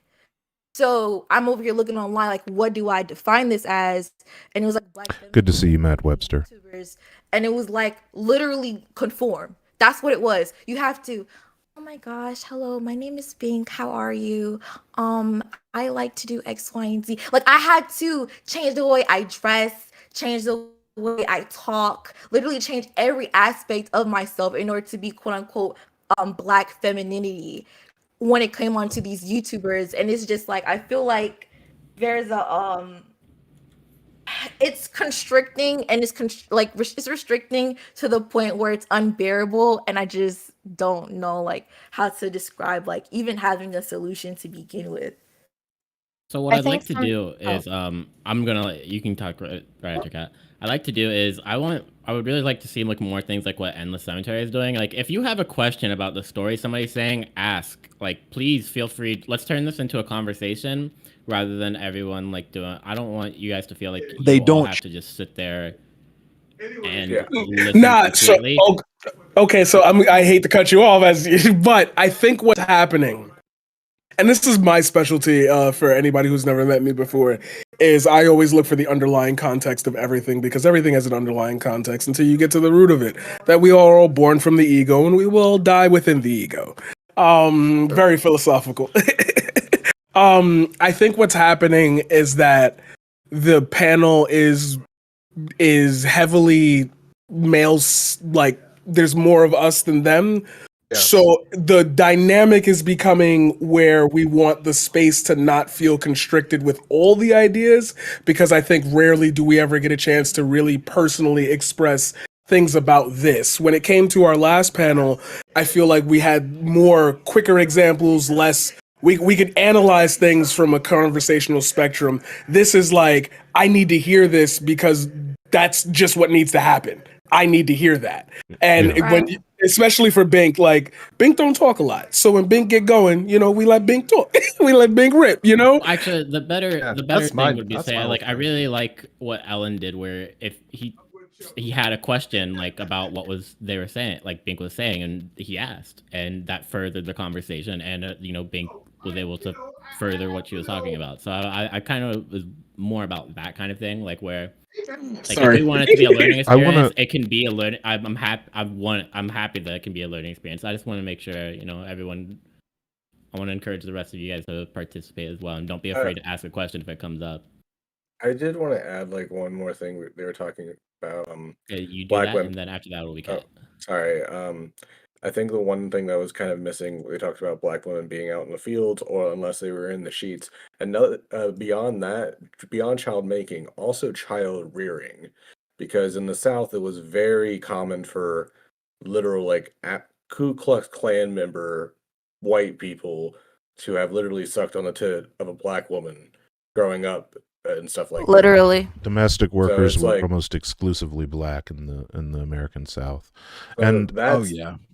I've read a lot of books about how that choice broke off a lot of white people away from it because you get raised by somebody, it's a lot harder to dehumanize the person that raised you as opposed to somebody that didn't.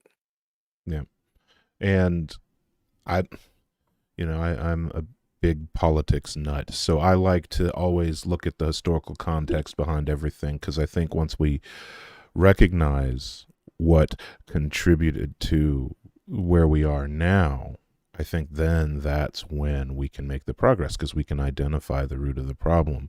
The issue that you run into, a lot of the things that were mentioned when you talk about these stratified gender roles, when you talk about these really firm restrictions we're placing on people, when you talk about the masculization of black women, and at the same time you talk about the emasculization of black men in pop culture and media and things like that, a lot of this all comes back to colonialism. This is something that was, I don't even want to say inherited by the black community. It was more forced on them at sword point and gun point. So what you have is a group of people, right, who had their cultures ripped from them, who had their language ripped from them, who had their religion ripped from them.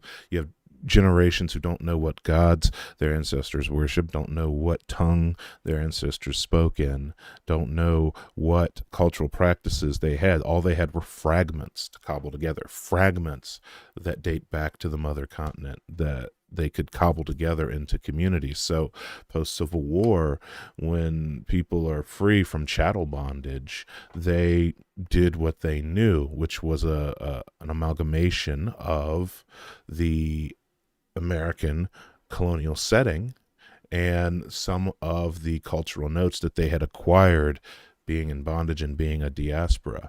And a lot of that was first and foremost heavy in Christianity. The black population in America are the single highest group of churchgoers in the country, more than white people, more than Asian people, more than Hispanic people. Black people are the most reliable churchgoers in the country, and a large part that is due to the southern United States. So Also because black church is just fun. Black church more fun. slaps, and I'm an atheist. True. I grew up with black. I grew up with Black I'm an Southern Baptist atheist. Church, from the but Black Church. Yep, Black Southern church Baptist. slaps. It's That's wild. He does. Like It has its Right, issues. Don't get me focus me wrong on- with transphobia and so on and so forth, like homophobia and such. But like in terms of Praise and like worship. cultural, well, not just that, but like cultural production, like not just we as black people, but like to a certain degree, the entire fucking world owes a lot of the art that it enjoys to the American Black Church. oh yeah, absolutely. yeah. It all came from there. So Like when Club you Jesus. take that black church as that was the community center, because that was all they had. And even not to reference too many movies, but I think pop culture can be a useful reference at times. You look at, say, the movie Harriet. I don't know if anyone's seen it, but she was a slave. She lived among other slaves, and even then on her plantation there was a church with a black minister. He was probably the only black man in that county taught how to read, because he had to preach the word. And now he himself was barely a free man either, but that church was a communal place, and those churches were their communal place when they were free. So they had to carry with them that colonial Christianity once they became a free people. And unfortunately, that did not leave a lot of room for flexibility on gender roles that they may have had back on the African continent. It did not leave a lot of room for flexibility in gender expression or sexuality or sexual preference, because again, they were broken down and reconstructed under a puritanical structure that was, here in North America. What I think we're seeing now, which is a good thing, is I think we are seeing the dying breath of that old mindset. You see, I don't like to invoke too many tragic individuals, but you see someone like Tariq Nasheed release an absolutely garbage film, and I'm thinking to myself, okay, so this is somebody who's seeing society progress and seeing the Black community progress, and he doesn't know what to do. He's panicking. He's a cornered animal. And I so, think Tariq 'cause he has Nasheed no is place in the I want to world. let he will real be quick, Kat's been obsolete. waiting for a while. I think Go ahead, take I it, think Kat. something she wanted to No, say. no. I want to. I just wanted to actually say something to what you were saying, because I think it's I don't want to say reductive, but I think a little limited just to say that this is something that it's unique to African Americans, because the reality is the colonial hierarchies that come from the heteronormal. If I could speak today, you understand what I'm Heteronormativity. trying to say. Yes, that that's actually an infection of religion, The which Latino population got that too. Specific which puritanical European religion. exactly which, again, the religions we're talking about are the white religions, and those have tendrils that reach across the entire planet, not just here. You get it in Latin America, you get it in South America, you get it in Africa, you even get it in Asia with those marauding Christians. I believe it's in Indonesia right now that are slaughtering women. Like, Oh yeah, Christian missionaries made it to Asia too. and it always, but the thing is it's also kind of hard to, sometimes it's hard to parse these things, because we say that it's that it comes from the white supremacy, but at the same time we also see this pattern with religions across the world in general as well, not just the white ones. If we go to India and we check Modi's Hindu nationalism, is very fundamentalist, is very women are put in their place, patriarchal style. Obviously, traditional Hinduism has a caste system. So, I mean, well, yeah, and so that's a great example, because that's kind of that's less an exception and more of another example that proves where I'm coming from, because in the Indian subcontinent, Hinduism is that old guard. It is that 6,000-year-old belief system that carries with it that ugly caste system, that carries with it that ugly seeing humans as property aspect. And so now that you have,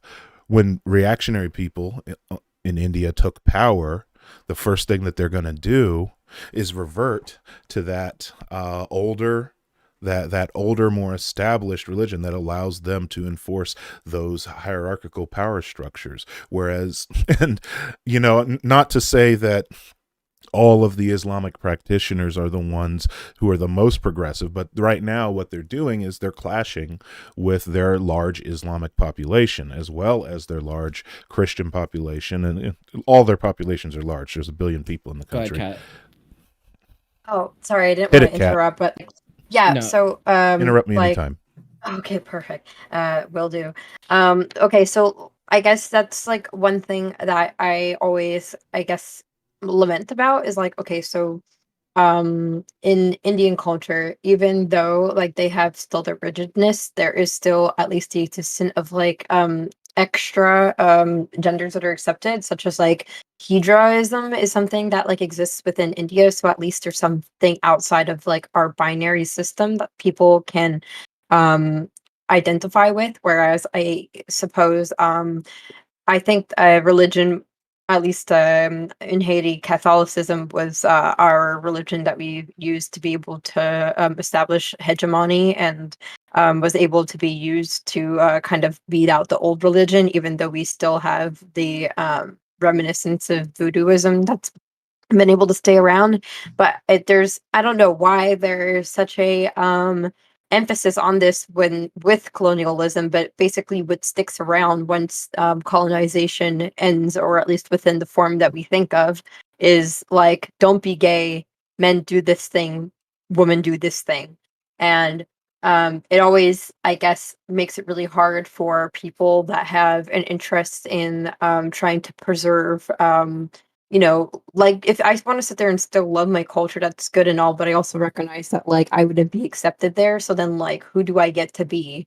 Because I was talking a little bit like about my nonprofit with my mom, and my mom's like, "Oh, why haven't you expanded to Jamaica?" Or like, "Why don't you go to Jamaica to go like do some of your work there?" I'm like, "To do what? Get stoned?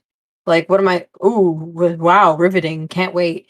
And and yeah, like it's always a bit of a fight, even like within Caribbean like parents, if you're straight passing, to try to make them remember that like just because you're passing doesn't mean you are. So then, like, for the 85th time in my life, I had to remind, like, I'm not straight. She's like, "Oh, you're gay now?" I'm like, "You've known this since I was 10. Like, what are we doing here?" Um, and as a result of, like, just, I guess, keeping up some of those values of what they've all learned back and as growing up, I remember when I was like 10 years old, I was on like what was it? IMVU because I was a little like bored queer kid with no friends, and I was Same. like That's where it doing was my at.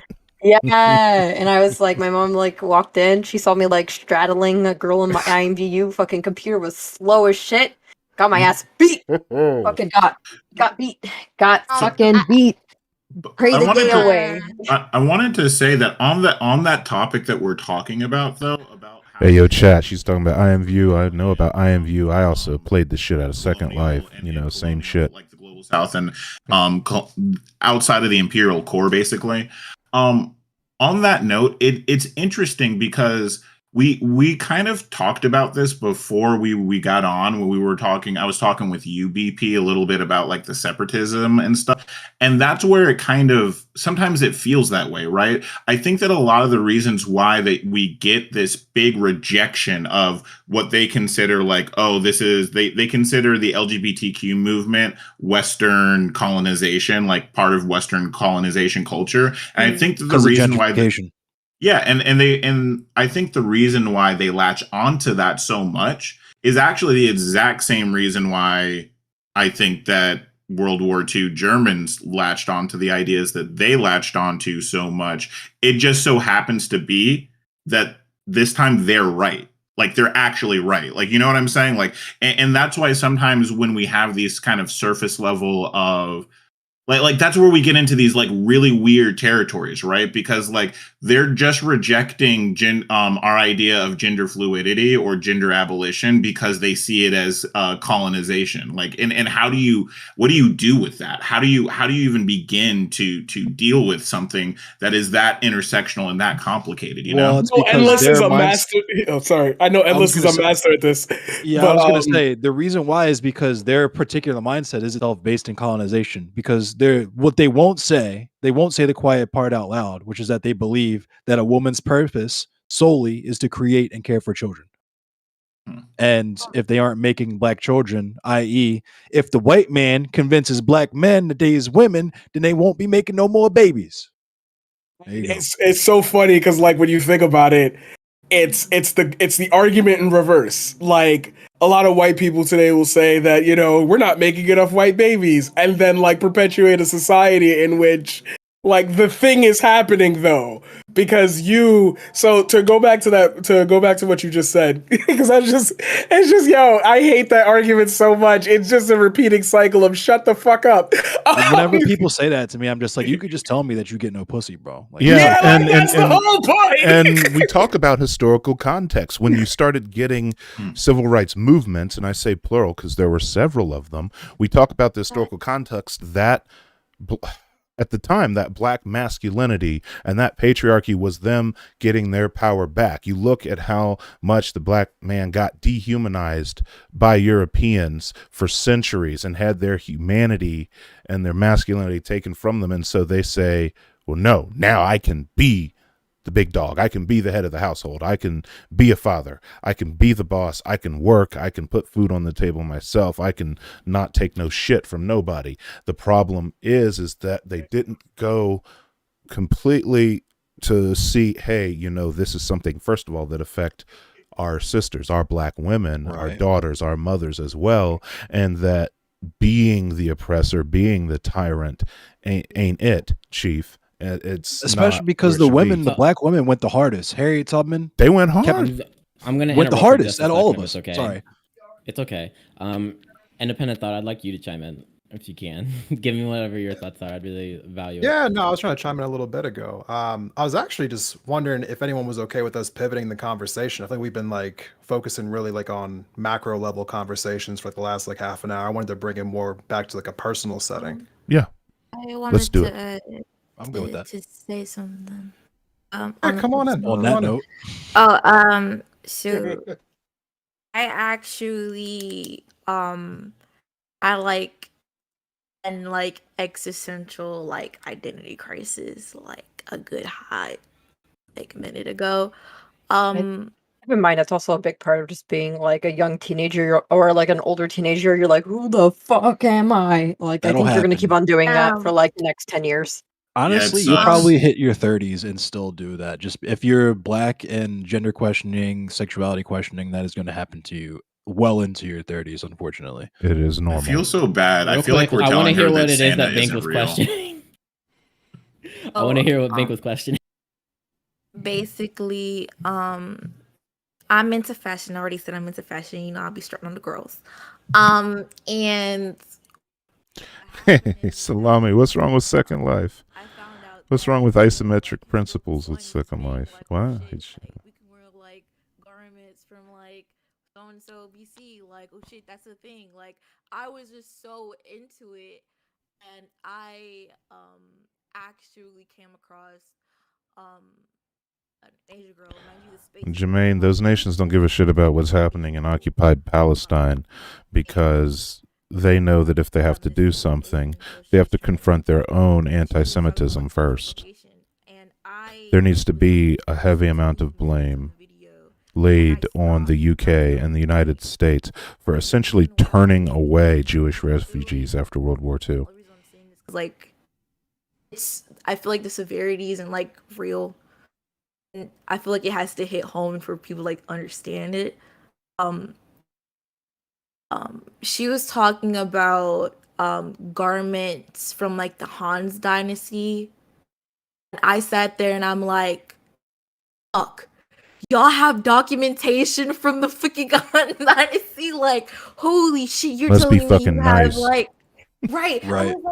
I was like over here like crying because I'm like, dang, I don't even know where my family's from. Like, don't get me wrong, my family's from the Caribbean, but when it comes on to Jamaica, Jamaica was colonized by the Spanish and the English. You telling me I have to wear, you know, European garments in order to like do historical sewing? Like, I can't even like have a personal connection when it comes on to some of these things because there's no record of it. Like, our existence have been erased, really and truly erased. And then when we want to like talk about our existence, we have to talk about it in like in a lens of like oppression. Like, we can't sit here and, you know, be okay. Kenneth Epps, let me tell you something about the British. The UK is lucky that Germany did what they did in World War II. Because if Germany hadn't been the villain of World War II, the UK would be the bastion of anti-Semitism and imperialist violence for centuries to come. They're fucking monsters.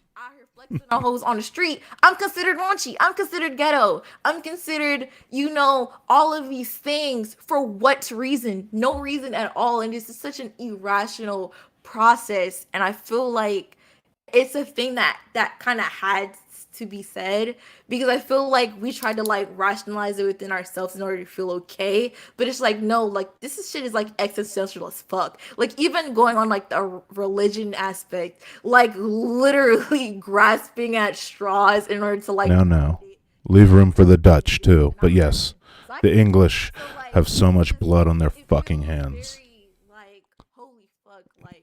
Never shall they be forgiven. It's almost as if, and I know Carr is probably really good at this. It's almost as if our placement within how we view things is brand new, while everyone else has stacks upon stacks upon stacks of like, Yes. this is how our parents were, this is how our grandparents were, this is how our home country was. When you remove the Right. context of relationships between people and then have them start fresh, you have to adapt. You have to what's the word? What copy? But a better word for copy. Emulate. Adapt. Thank you. Right, Mimic? emulate, Oh, yeah. okay. I was Yeah. gonna say, No, it's absolutely true because sorry if I cut somebody off. It's absolutely okay. true no, I was because gonna say something, but please talk. the revolutionary blackness in the diaspora in North America is young as fuck, and it was Yes. built from nothing. It was nothing. It Real was quick, built from I fucking just realized, independent. What was it that you wanted to get personal? Oh, well, the conversation went somewhere else. It's all good. I'll get back in there later.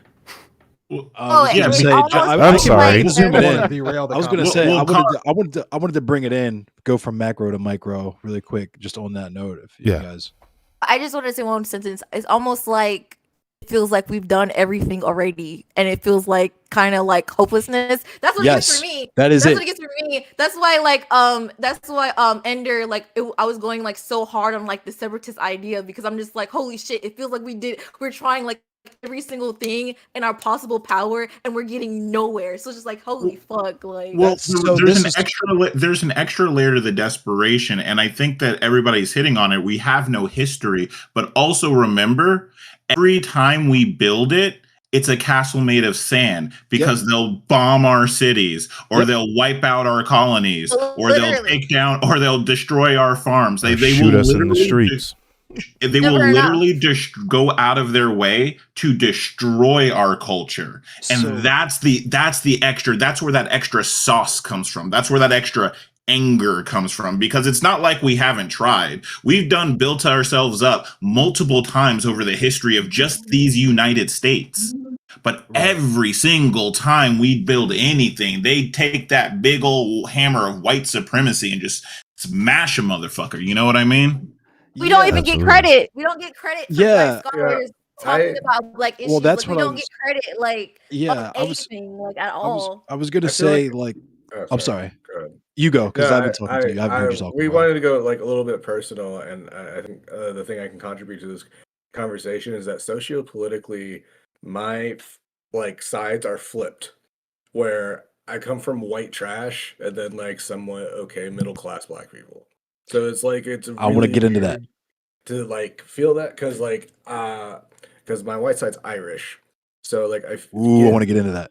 so like I've seen like it's so weird to watch the interplay, and that's why I have a really hard time with like black separatist talk, because like I've seen that as soon as I've seen black people, as soon as they get the boot on the upper hand, they turn into the other thing, and then it's so easy for those dynamics to get flipped, and if you don't really get at the base of like hierarchy, which is the main issue, then you're just going to end up replicating it, because it can instantly flip the other side around. Yup. Like we I exist because of class. Because weird thing, my mom is she dated black men for a very weird reason. It wasn't a fetishizing reason. It's because my grandmother had a lot of surrogate births in the 70s. That's how they survived. And she did like 5 surrogate births. So the reason my mom dated black men was because she was afraid that one of these white boys going around might be her brother. Oh yikes! Wow. That's amazing. That is amazing.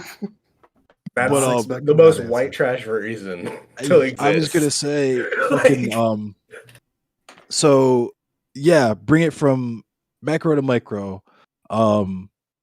We're all describing something throughout the course of this entire conversation and the conversation last week, but like what we've all been getting at is whether you're a man or a woman, or like coded as a boy or a girl.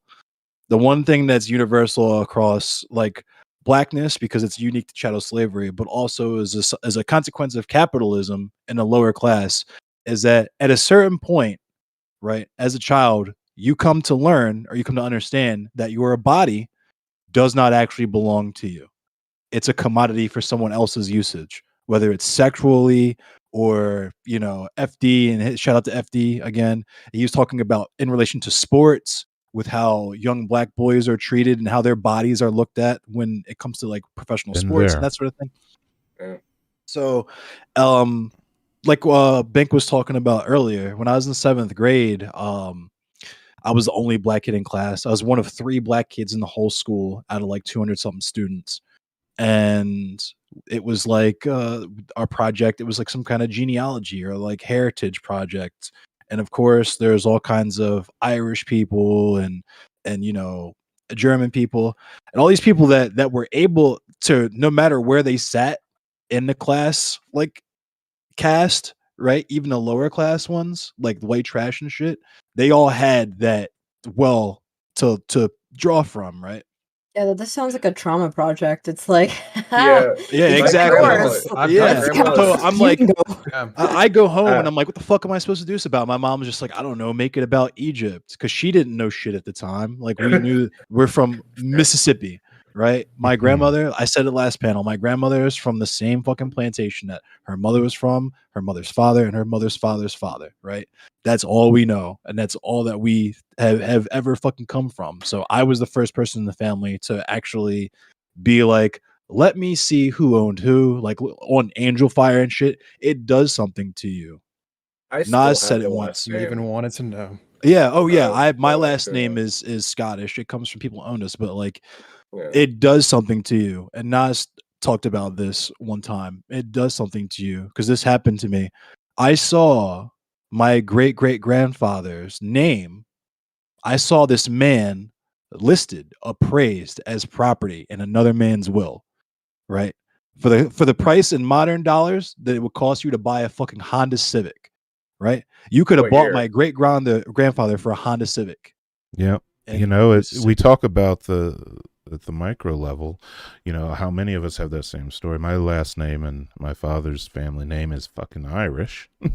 Yikes. And you know, the oldest, I guess you could say, known member of my family, my great grandfather was a slave. He himself was very fair because he had mixed ancestry with Blackfoot indigenous bands as well as others, and he was fair with red hair. He was like Malcolm X. Wow. He had red hair, and that's why you know, my Detroit Red. yeah. My It was grandmother's actually, other grandfather was a white man, Irish man. His last name was Vaughn. yeah. And Oh. so finding out my great grandfather, he was, you could say, a slave of high regard, and that he was a horse groom. So he literally took care of his owner's horses. He was paid a little bit. He was allowed to buy nice clothes for himself. He was photographed, which is fucking unheard of because it was There was a black middle expensive. class. Yeah. I didn't know this until I looked into I mean, my family There's history. been multiple And- black middle Yeah, classes that have been Yet destroyed. his value was less than that of the horse he washed and brushed every day. Wild. The horse that Yeah. he has a photograph next to, this prize horse that this guy owned, because a lot of people forget, you know, they talk about horse racing in the United States and the Kentucky Derby, this, that, and the other. At one point in time, all of the winningest jockeys in the fucking world were Black. slaves, black men. They were the best jockeys on the planet. They were the Bill best horse Pickett. grooms. I'm gonna be real honest. I feel super uncomfortable interrupting, like when you're talking about like, you know, your grandpa, how much your grandpa was worth, like as you know, like slave, like these personal anecdotes. But I do want to steer it a bit more towards like back to gender and how like that connects. If that's okay. I Yeah, wanted and to dating I and wanted to throw something out there too on that, like in that realm. If you guys are cool with me saying something, because I feel like I alley-oop Car into that one too. Yeah, you know, bring it back for me. I can go off. On that Yeah. tangent. So with what Bink was saying earlier, it's all shit that we've done before, not just in reference to like the middle class and all of that, but when we're referring to like challenging like gender norms and sexuality norms, and this is what I have to go back and forth with the advanced hoteps all the fucking time when I gotta tell them, like, yo, we had gay niggas in Africa, right? There was trans niggas in Africa, right? Like, Yep. no matter what indigenous cultures you look at, In you'll Egypt. see two-spirit people. In Egypt, yes, you'll see two-spirit people, you see lesbians, you see matriarchal societies, right? All these things that was the main thing, like literally one of the main things that was ripped from us because of how fucking powerful it was. That was one of the reasons why they separated us on the boats by man and woman and all that shit. Like, I'm just, yeah. This is meant to be an alley oop. I wasn't trying to Yeah, go. there's an interesting part about like how like like we've had gay presidents. John, Tyler Henry or something like that. It was well Dog. known that he was gay, JFK but 1000% sucked some dick. I'm sorry. He no, sucked that was dick. actually Dixon, Tricky Dicky, right? Edgar Hoover, they said him too. was. Him Oh too. yeah, They said Edgar they Hoover actually was, named the vacuums after him. Dog, But if no, you JFK definitely had a threesome with another dude. Like, let's not be wait, childish. was here. it like That happened? okay? But anyway, the point being that I think it was John Tyler, or we had an openly gay president at one point in the middle of the 1800s. But white culture, or like white Protestant culture, didn't see homosexuality as an identity, but rather just a thing you could do. Does that make sense? So like, Historians have a massive problem with that. I've been noticing yeah. lately is that they're really reluctant to acknowledge any type of partnership outside of cis Well, heteronormativity. that's because the people then also, because like there was no such thing as being a gay man. There was Yeah, just that I makes don't doing think sense. that gay matters shit. though. So Right, what was the facts. utility of the shift from something you do to something you are? To oppress people, separate people in class. Yeah, that Yeah, and just usually. I think people became more like, because like I think there was always like agreements, like people would get married because you were supposed to, and there was probably a lot of asexual women who didn't want to have to deal with that shit, There's a and what historical they do, precedent for they went to the choir unmarried. director who's clearly gay at the church, and then these things needed to be solved, and people found ways to solve them within these own structures. Can I posit something here? Because I think it'll help even bring us further Real back to quick, the topic. I'm sorry. I wanna do something as I want Bink. I know Binky's trying to talk, so I'm gonna let her go and say something, and then I'm gonna force Paradigm, and then I'd love for you to say what it is you want to say. Yeah, no problem. I was gonna go back to kind of like the dating topic and kind of like go further with like marriage and everything. Like, I'm personally uncomfortable with my last name, and I know that's like maybe like such a people think it's like a wishy-washy thing, like it's so like shallow, but I genuinely do not like my last name. My last name is like my last name is Irish, I believe, Irish or Scottish, and from of origin, and it means I've said this before. It means a person who works in a kitchen, and I don't and just to like talk about like people of other countries and everything, my family don't understand why I feel so disconnected with my name. Like they think I'm overreacting when it just feels like how am I supposed to like you know talk about me and my identity when I just have this name attached to me. Like I feel like it invokes a lot. 'Cause I mean Jamaica was sugar plantations. Like it was sugar plantations. Like one of the most horrendous slave owners was from Jamaica. Like his whole diary and everything is of accounts of like sexually assaulting women. Like literally that's why he's so like recognized. Because it was over like 100 women. And it's like graphic. So like for me, it's like I feel like it's a conversation I have about like games and everything, but it's also a thing of like if I do have a child, do I want to like you can have like a made up name or something, or like a name with like meaning from another culture, or do I rather just like give them my name, or if I date outside of my race, give them their father's or their mother's name? Like Like, Can I I don't ask you a know. Can I ask you a question? Yeah. So it seems to me like because it seemed there you were saying like what am I going to do, like because you have this quandary because it seems like it feels like you're attaching your identity and other people's identities to their name and to their race. Why is that really important? Is that really important to you, like the idea that like your name ties you to like this social group? I mean, I live in the South, and like, I feel like I have a Southern Belle name, like my actual name. Mhm. I don't identify with being Southern. So Well, like, suppose you can always do the thing that like a lot of people were doing in the 60s, like Fred Hampton's like widow or like ex dead fiance changed her name. Like that's something that people can do. Is like if you don't want to keep your colonizer name, it's something very common that people create a new Yeah. name for themselves. Yeah. Can be Princess What do you X. mean you don't yeah. feel Southern? I mean, like, I don't like for as I said, like my family's Jamaican. I don't identify with being Southern. I have no like actual connection when it comes on to like me interacting with people of like being Southern. I feel more attached to being Jamaican than being Southern. Does that Yeah, bother Like, I get you? that. does it? Yes, it bothers me a lot because I feel like I'm different for no reason, and it hinders my ability to like create like relationships just because of like basic like household principles of like Like, what kind of household principles? and I've said this before, like the whole like friendship thing. Like friendship is ayo, I know you from a long ass time. Now people I know for 6 years and they don't even bat an eye to me. Like And your family at that point. Like but do you think that but I do you think that's tied to you not feeling culturally Southern? Like that I think that's what I worry about a little bit because it sounds like you're really like this is really bothering you. You know what I mean? yeah, no, because it does, because it's like a constant reminder. I go to school every Probably day. alienating, yeah.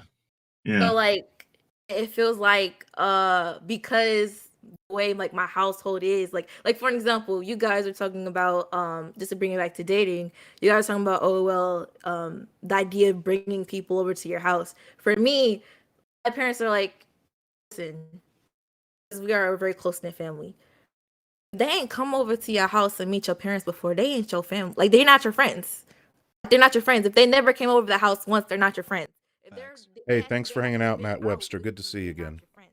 Like there's just a basic stuff when it comes on to like having like friendship and having like relationships. That is like I'll go out and like at school because you know your child, so school is really your only way here.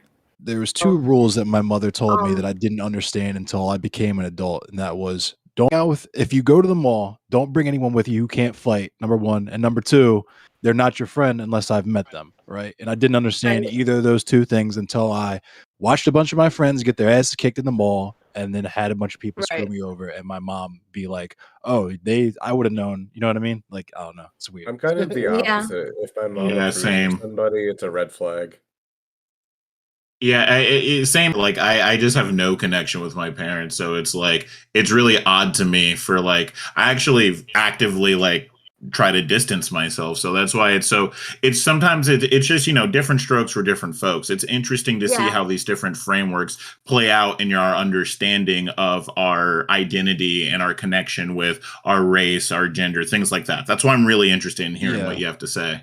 because the other yeah. thing It's is, or sorry, oh no, I was just saying like I don't mind like answering Christians or anything like that. This is what I was just saying. because I was gonna Right. say, like I don't know about you, but I also grew up in relative cultural isolation, so I've got to use my force powers real quick. that in itself made I me close to my demand family. Paradigm Sorry. speaks. That's, you Paradigm know has been what, so mentioned. if anybody knows, Destiny would hate to hear you say that because apparently, according to his chat, I never shut the fuck up. Before I begin my piece, doing the thing I always do, which is enveloping everybody's points into my own strange universe, I'd like to let everybody know that today this show is sponsored by Sweet Baby Ray's barbecue sauce. Sweet Baby Ray's. What the fuck are you putting on anything else anyway? Anyway, Nothing out. We all Delicious. get That paid for that happened. plug, right? We all get paid for that. yes, all of us, yes. Yeah. So, Checks in the mail. do we get paid in barbecue sauce? Because I'd rather take that. Really? Oh, I'll let them know. Alright, cool.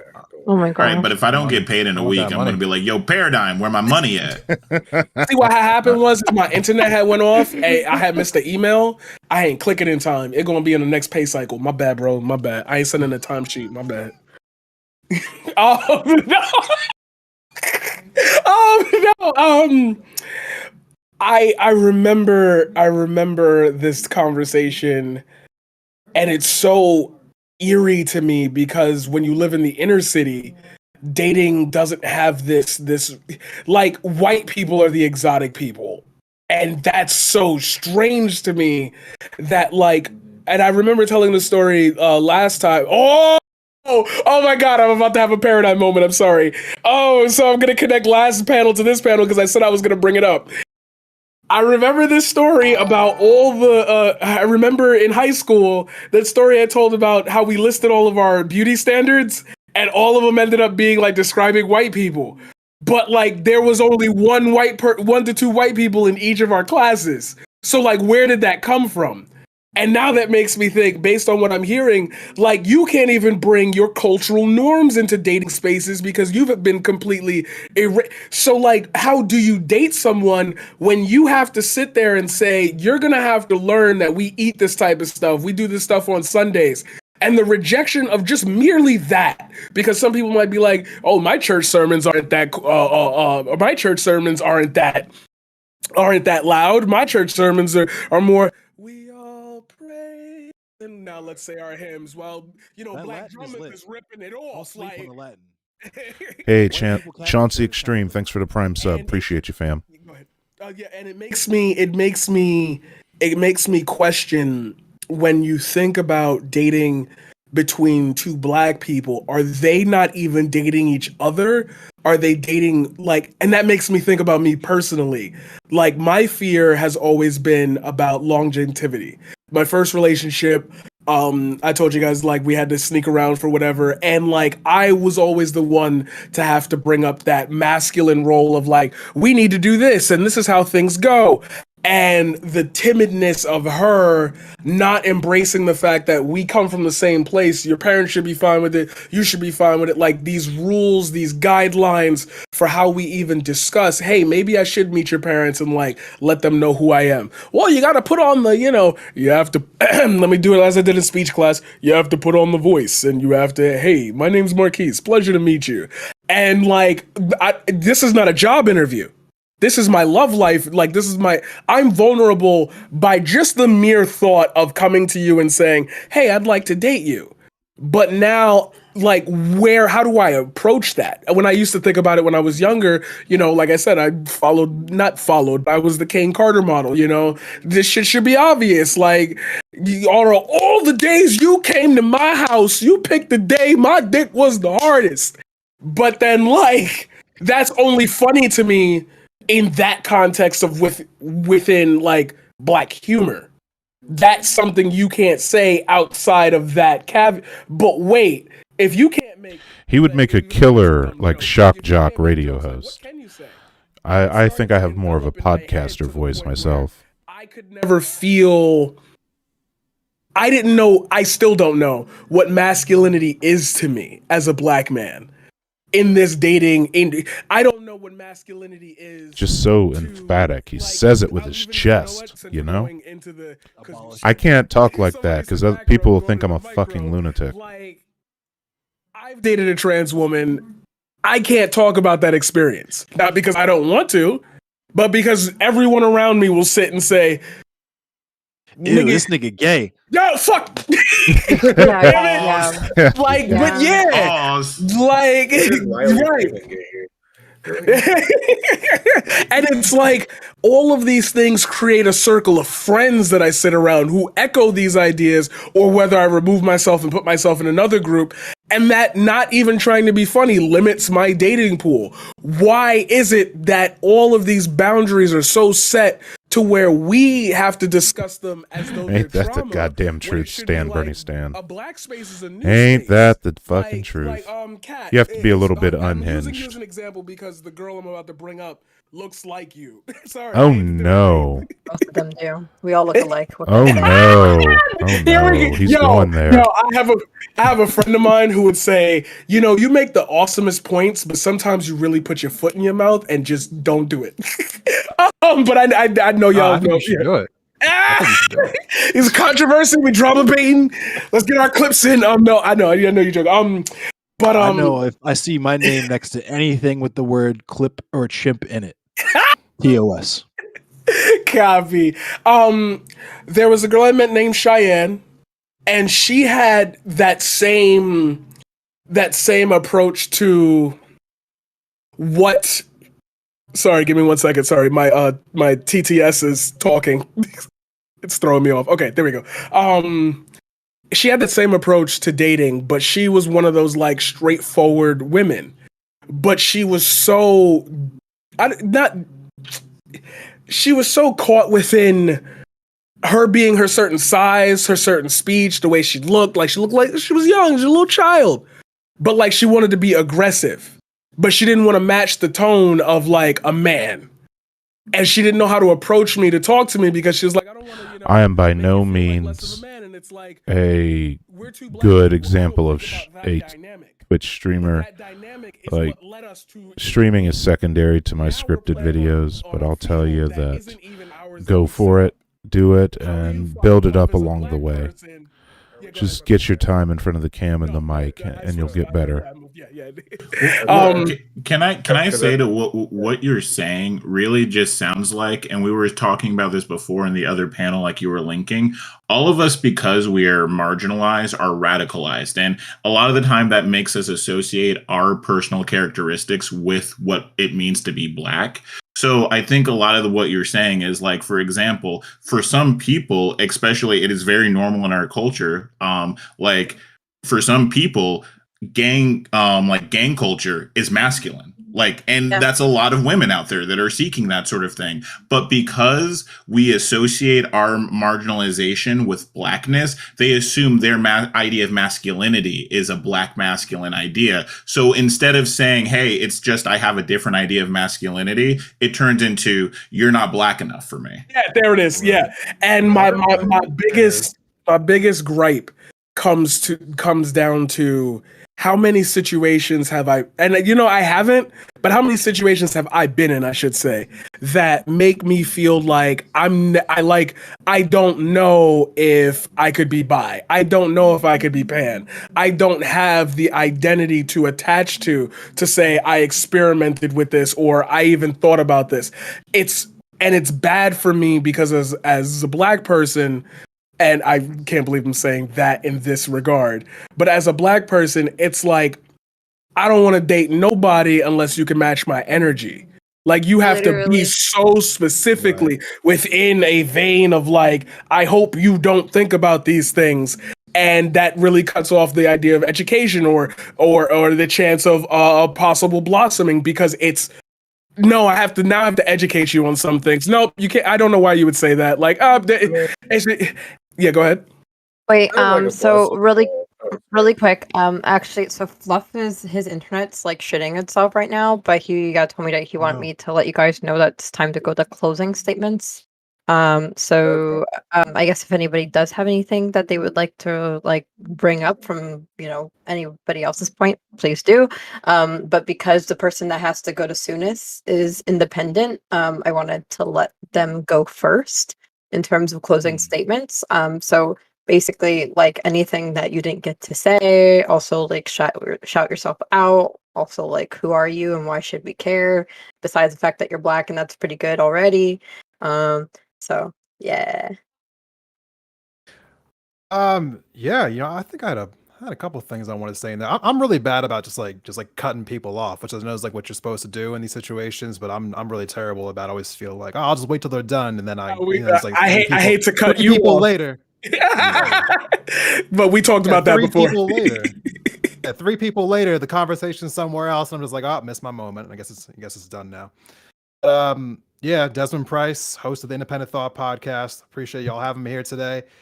You should not care about anything going on, but if you're curious, then you should come check it out because there's something that I have to say, and I say shit all the time, so come check it out.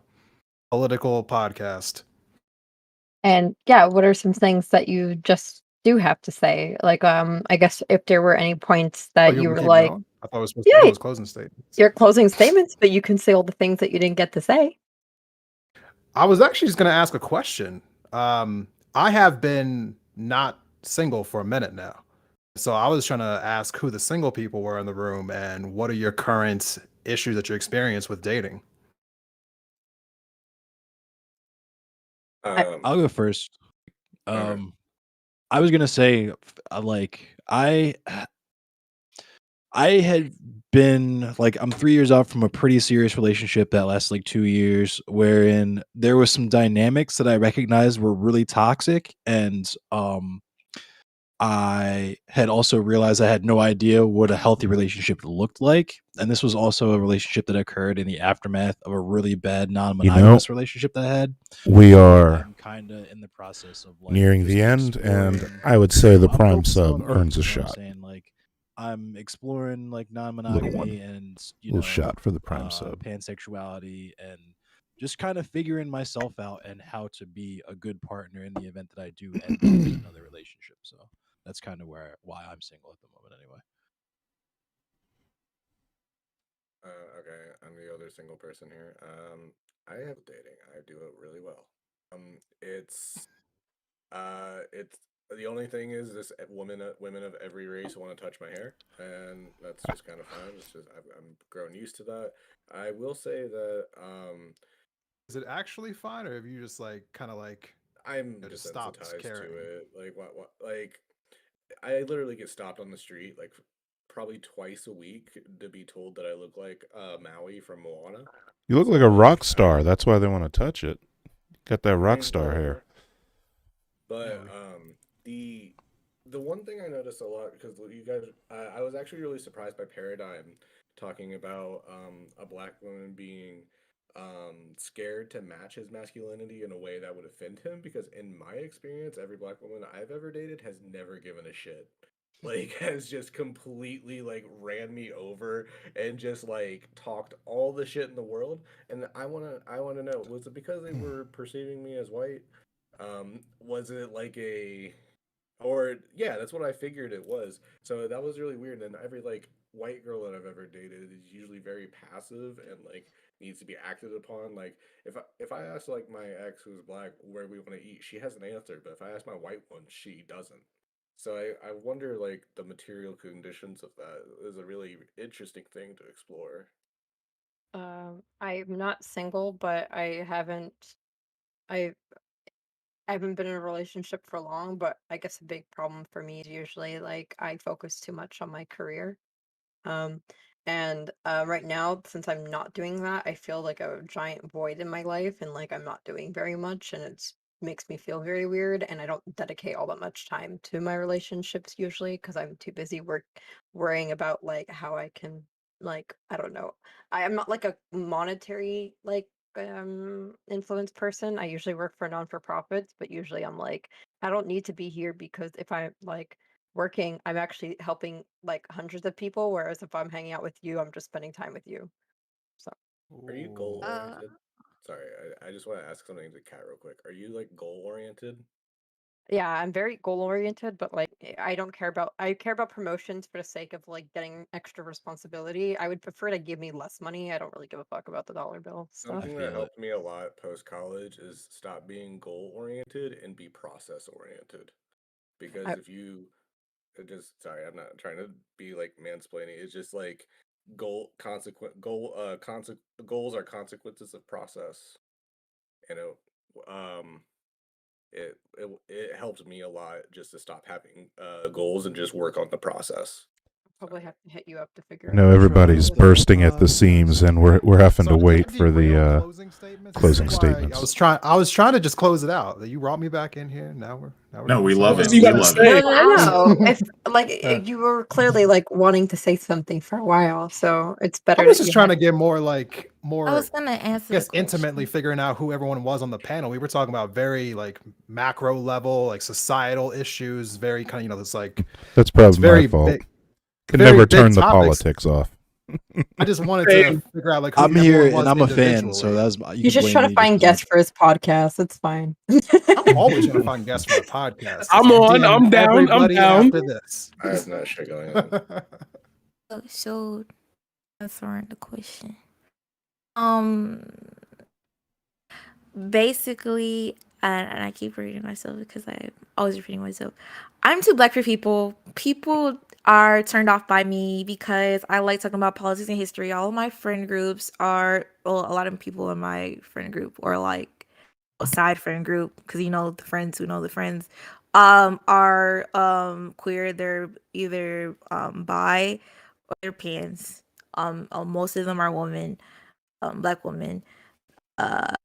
It's hard for me because due to like trauma and everything, I'm very strict on who I'm going to go out with. Like I'm very, very strict on who I go out with. And it's to the point where I feel like I'm being toxic, but at the same exact time, I don't want to, give leeway to something, like a bad relationship. That's why it may seem like when it comes to like a relationship and me, just start talking to somebody that I'm really blunt with what I want. Like, look, this is what I want in a relationship. And if you do not want to cater to what I want, then you got to go. Like, I'm very, very blunt with it. And just like my age and everything, a lot of people my age are just like, probably intimidated. what are, right? They're like, what are you talking about? And like, just touch on like the whole idea of like, the, as, black woman, and like the way they talk and everything. I'm personally like actually intimidated by men who are very stern in the way they talk. Like, Oh, really? very like what, and I kind of think that's why I like don't like some people that like I know IRL. But it's just like having that like strong voice. They're just like you're very stern. That scares me. And that like it's not okay. I I don't get know it. why, but I get triggered by it. So yeah. Oh, I definitely get it. No, it makes and sense because it to try and go off of what Bink said. It's something that it was the other toxic half of how I was raised. They always say, hey, put some bass in your voice, chin up, speak up, be loud. Say And it with your that's- chest. Say it with your chest. And what they're telling you to do is assert dominance over all the listeners in the room around you. Give them that firm handshake and basically overpower them with your vocal presence. And it's right to be hesitant around that because it's fucking toxic and it's people trying to project strength through their mannerism and through their lexicon. I just unfortunately can't turn it off. I do apologize. No, Talking it's about not. gender No, roles, you're though, good. I mean, But that was something Independent, did that you get everything that you wanted to say? Because I know that you said that you had to go. I don't want to like force you to stay like for an hour past when you were supposed to. But Oh yeah. I was just gonna ask questions. So yeah, I'm good. okay, cool. If you have If you more want to stick around, questions, I like yeah, them. if you have more questions, you're okay. It's just do that. But like if you have like a hot date or something, I get it. No, it's well, I do have someone waiting on me, but like they can wait a few minutes. It's all right. No, I was just gonna ask everybody like how much does race, I guess, come into the equation when you're figuring out who you want to date? But I get It doesn't. Yeah. I'm scared. It doesn't. I'm It very doesn't. scared. I'm serious. No, I'm not like joking. Like actually, like my parents have like come to me with like, being. I feel like you would marry like a white man. I don't know why they come up to me and like say stuff like that, but I like talk to people at school and they're like, yeah, they say that a lot, and I don't know why.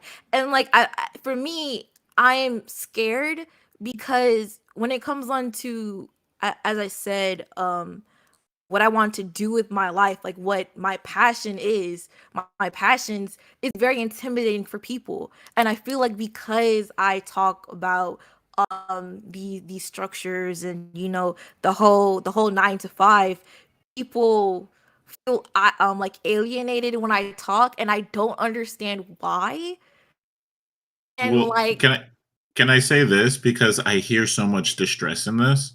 just so you know, you're on a panel full of guys that would absolutely date you the way you fucking are.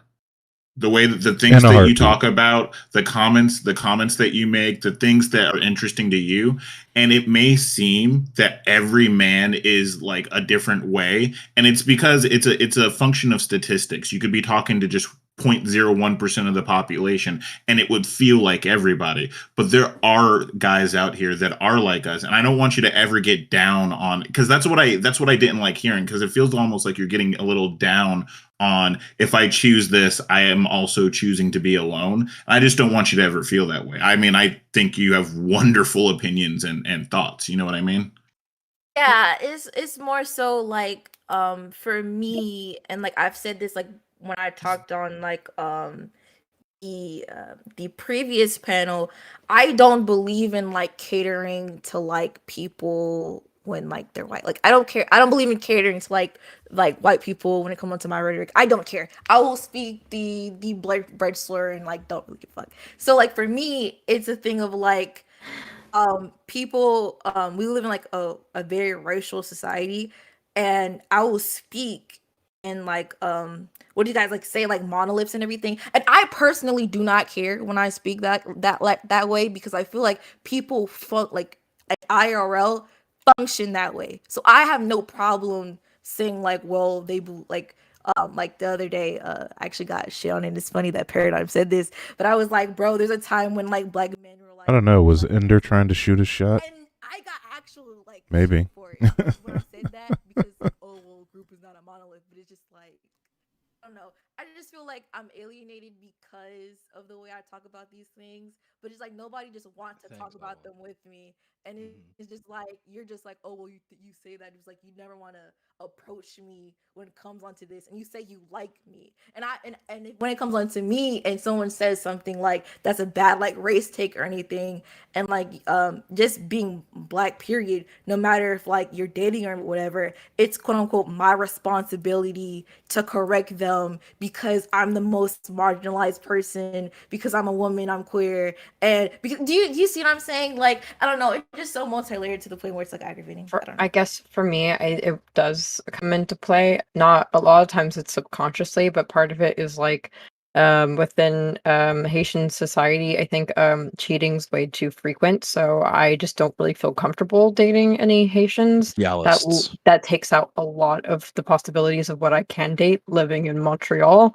And then all the non-Haitian guys do not date, at least within like the physics department, don't date other black women. A lot of them are dating white women. And then yeah, I guess it just kind of leaves me with like, during all of university, I've never once been hit on by a black woman, Ludlow, like, ever. not Like, at no all black men ever inappropriate. asked me out, no You've been here a guys long fucking said, time, yeah, Ludlow. hello You to know me. I've said That's far it. edgier shit than No that. fucking play at all. Come on now. So it just kind of You're one of my most evens out, reliable and then I viewers. guess, yeah, I also in my like really younger years, I've had when I moved to Baltimore County, I had a lot of like traumatic experiences with like, yeah, black men. Not that I would ever say like, oh, someone did this to me and that's your fault, but I guess it might make We're me a little different out bit. here. We're different Yeah, out here for I sure. guess coming from like, Wellington, Florida, the like city of like where we play polo in the winter, to Baltimore County was a very much different type Oh of yes. culture. I'm So sorry that was your culture shock, but yeah, we're a little different out here. yeah, when I first moved to Baltimore, I'm like, there's a lot of black people here. Liar. I wanted to answer the question though, on like, do we consider race? Like, I don't think that, like, and I'm going to be real here, and I'm just being honest with everyone here.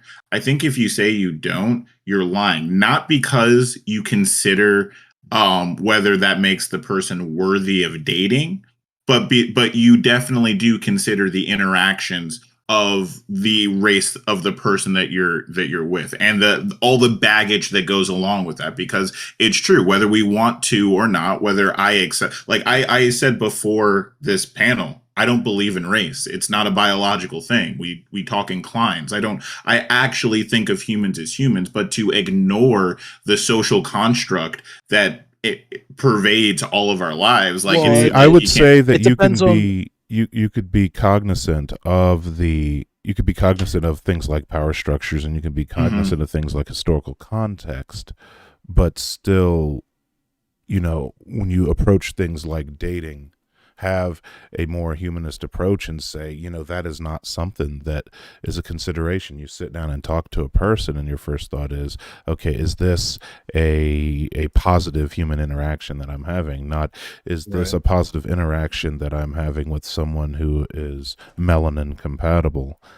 Not so much a disagreement. I think maybe we're not connecting on how we see the question. Yeah. Well, no, I was gonna yeah, say- and I think that's what it is. Because just to kind of comment on that, I hear exactly what you're saying. But for example, and here's a specific example: white women dating white women comes with a load of baggage, Yeah, it and does. sometimes, even though I may care about you personally and may find your personality attractive, parts of your personality come in conflict with that existence. For example, like the whole black men beat their women thing, right? I've had partners that, through no fault of their own, just look like they're going to break in public, and that causes them stress because then everybody comes at me because they're like, what are you doing to her? Right. And that causes, and it wraps into this whole, and it becomes mentally not healthy for you two to be together, simply because of personality quirks that come into conflict with our racial identities and the way that society sees us. And that's what I mean. Like, it's not like I care about what race you are, but how you're built does matter to the topic of race. I was gonna say, I think you got both correct, because it's in terms of just physical attraction. Like, if I'm just like at the mall or something, I'm See, now we're on a booties or topic I can whatever. riff off I of. don't care that, like, no shade of melanin Booty is booty. specifically more attractive than another. You get what I'm saying? But there's also that aspect of what you were saying is, if it gets to that level and I'm being gifted the booty, and if it progresses beyond something like that, then I have to figure, how am I going to move? Like, especially when you talk about raising kids and stuff, right? Because then that's when you really have to think, like, okay, am I going to have to deal with racist ass peepaw every holiday? Am I going to be dropping my children off with people who fucking hate them every holiday? You know what I mean? Like, how is this going to operate? No, I absolutely get that. I think I can. I just want to say thanks for Endless for his new trademark phrase, as he did last panel, being gifted the booty. You can't take the booty, and you can't finesse the booty. A lot of men try to finesse the booty. You gotta be gifted the booty.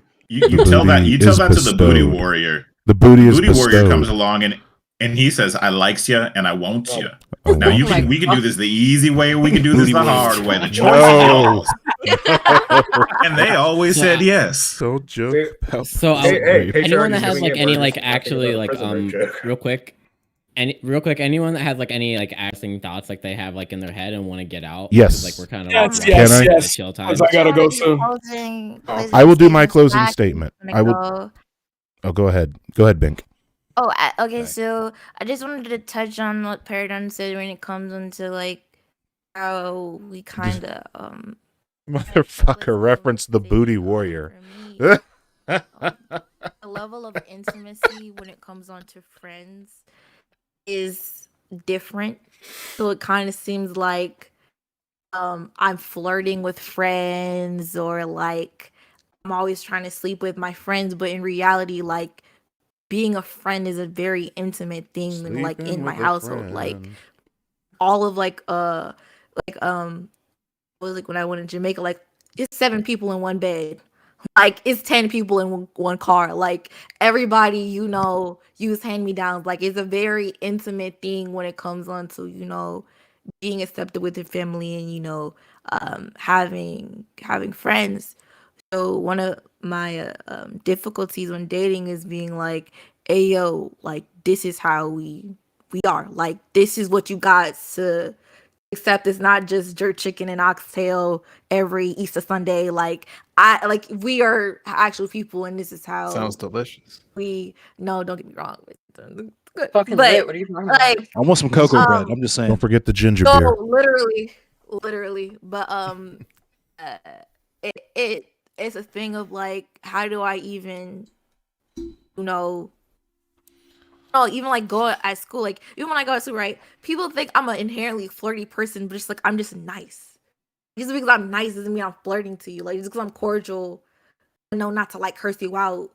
I mean, Well, that's because nobody's nice to men, so Yo, this is a whole nother Yeah. like Yeah, rabbit that's hole that's conversation. like you a can whole have. Yeah. issue within I gender feel like we roles. tried to avoid this the whole night just so we could Yeah. get everything else out, and now Yeah. we're here.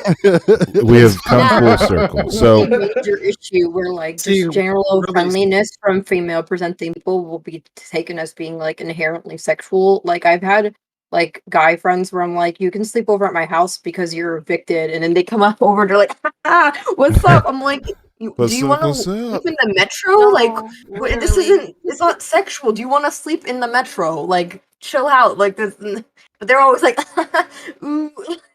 I think It- this it's is got him. terrible. Yeah. actually, it has to do with the thing that endless like that we're all hinting at, which is like nobody loves men. Like it's a thing, It's just and we can performance we for could other have men. a whole panel about it. But that's those Sure, we should call behaviors, it the and we're sequel not. to this conversation. Yeah, and we're I not won't excusing the say- behavior. By the way, we're not. This is the stuff I was saying earlier when I was saying men treat everything like video games. This is why. This Get is that we're all achievement, talking bro. about this thing. Yeah, like and it's sad because it's a self-fulfilling prophecy. Like, and I've said this. I feel like a lot of dating practices are predatory, and because it is predatory, then goes through the whole thing of like anytime and all of the girlies in chat, like you grow up like in a very cis hetero normal environment. Anytime a girlie gets wronged by a dude, the first thing is like niggas are shit. That's the first thing, the very first thing you say is damn. Dudes ain't shit. That's the very first thing you say, and you little rock around for a whole 2 months. I've Singing never and heard a gay man hollering say and that, shit. so I feel like you guys are Oh. lying. No, I'm kidding. I was gonna say so, it's not that nobody cares about men; it's that men treat each other poor. Because there's lots of women and lots of other people who care about men. They just don't care about themselves. Mhm. It's really Showing weird emotion because is like masculine.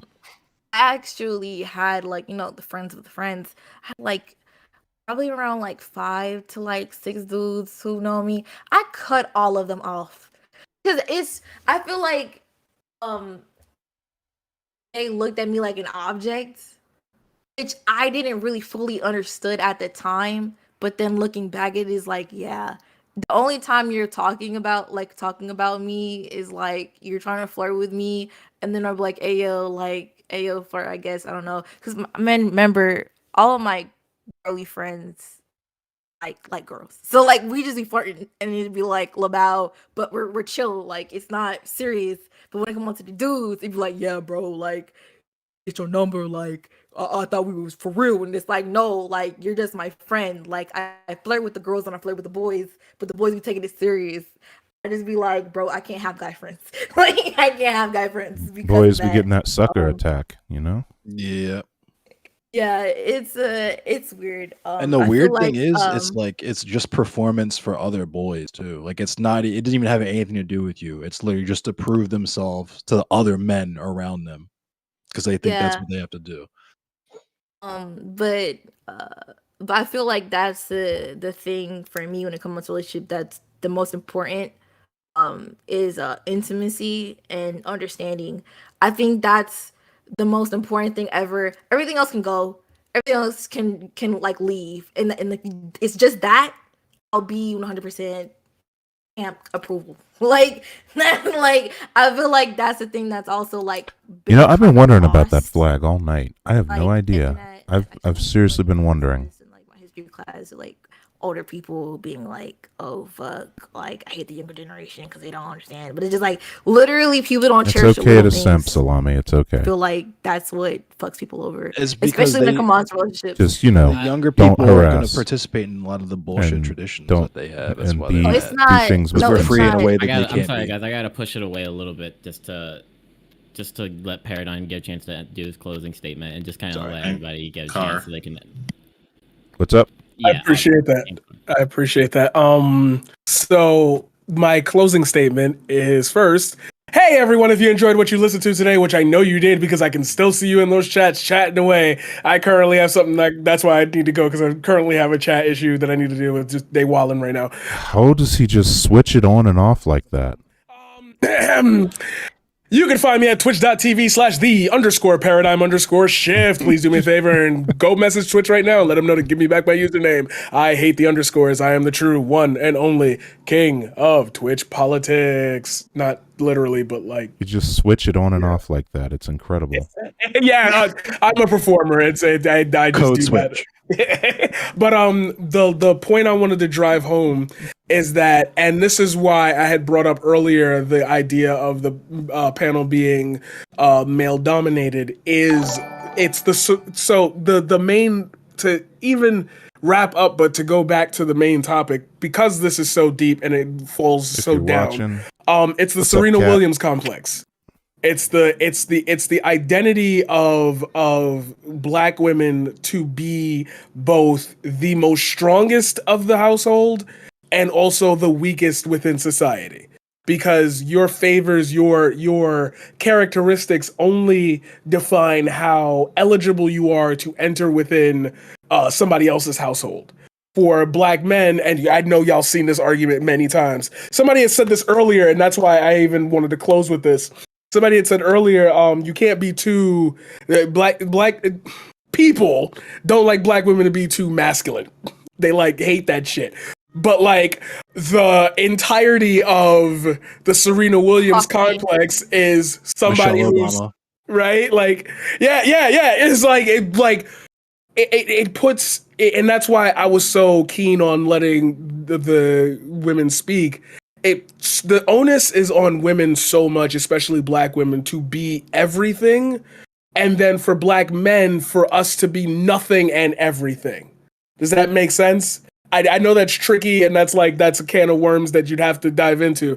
But the ending point would be when we start talking about dating and relationships within this community, we have to forge these relationships ourselves. And it's so weird that like I could say that out loud and be like, well, everybody be like, well, yeah, obviously, duh. But at the same time, it goes back into Aston's point. But what are you forming that from? But where are you getting that from? Where did you learn enough to be able to say, I can forge my own path? Do we as a community of minorities have that understanding that we could make this shit whatever we want?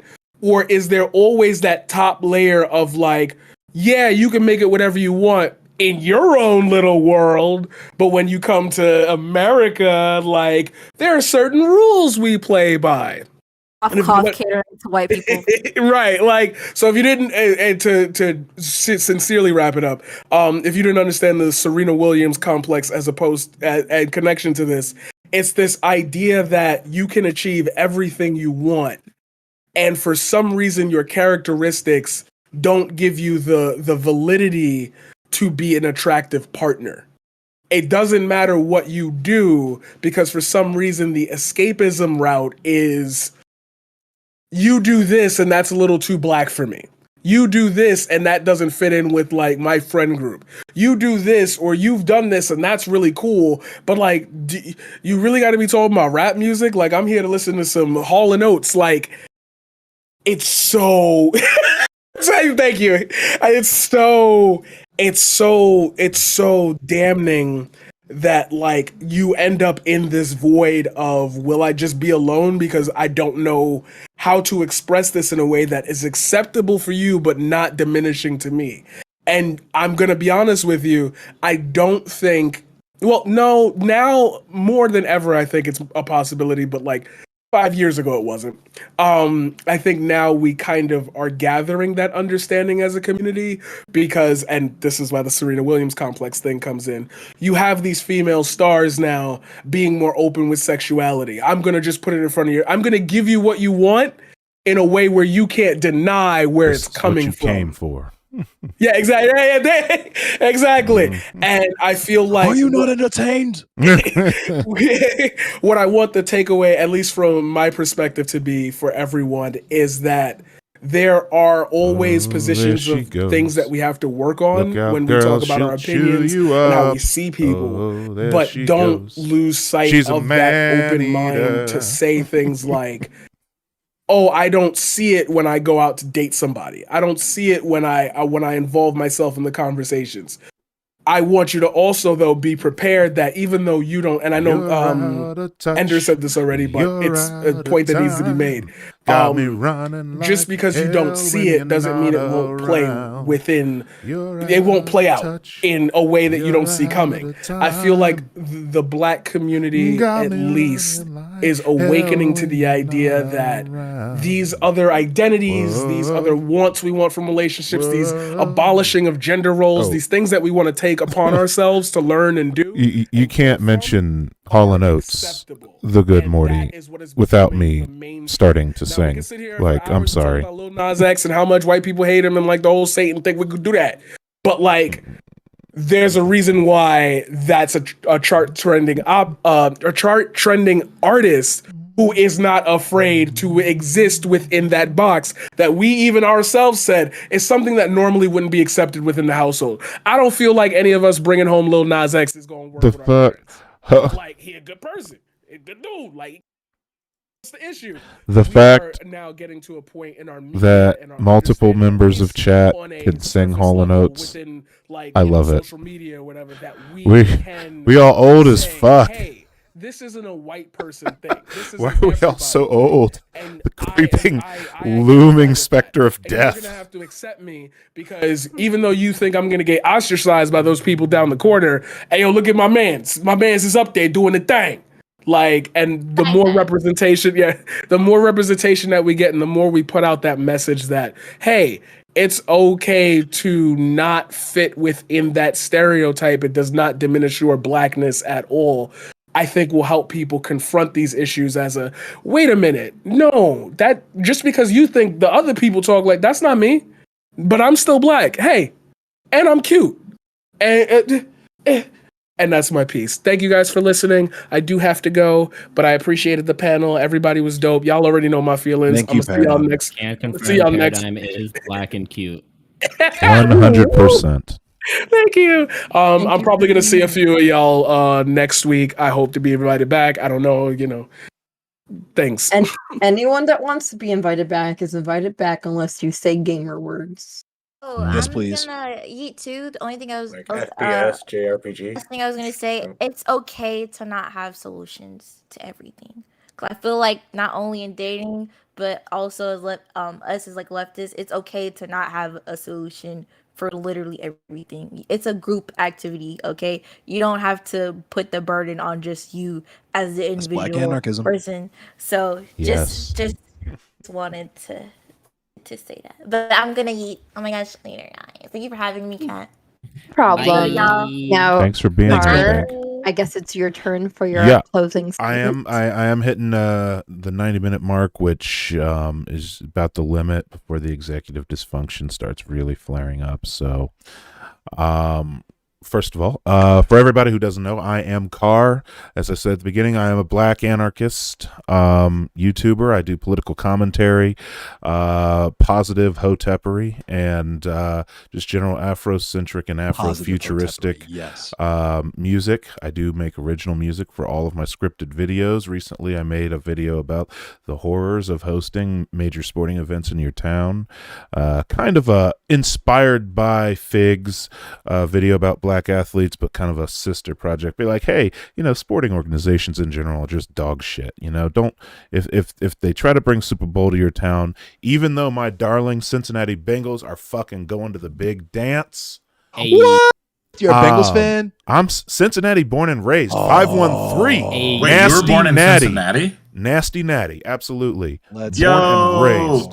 I was born in Dayton. 1989. I'm a Cleveland fan. I'm a but few Bengals years rock older with than the you, and Bengals. that's it, Ender. So even though that happens, if they want to host that shit or the Olympics or the World Cup in your town, protest that shit, picket that shit, make them very uncomfortable because it is terrible for your city. And until every single unhoused person is pulled off the streets and homed, they don't need to be spending the millions or billions on that bullshit. Okay, soapbox moment done. Let's talk about dating, gender, and queerness. So the one thing I guess I could lament that I didn't get a chance to get to, but I'm okay. I'm happy to talk. Everybody here is a welcome guest in a scripted video or a stream with me anytime. We didn't get to black kink.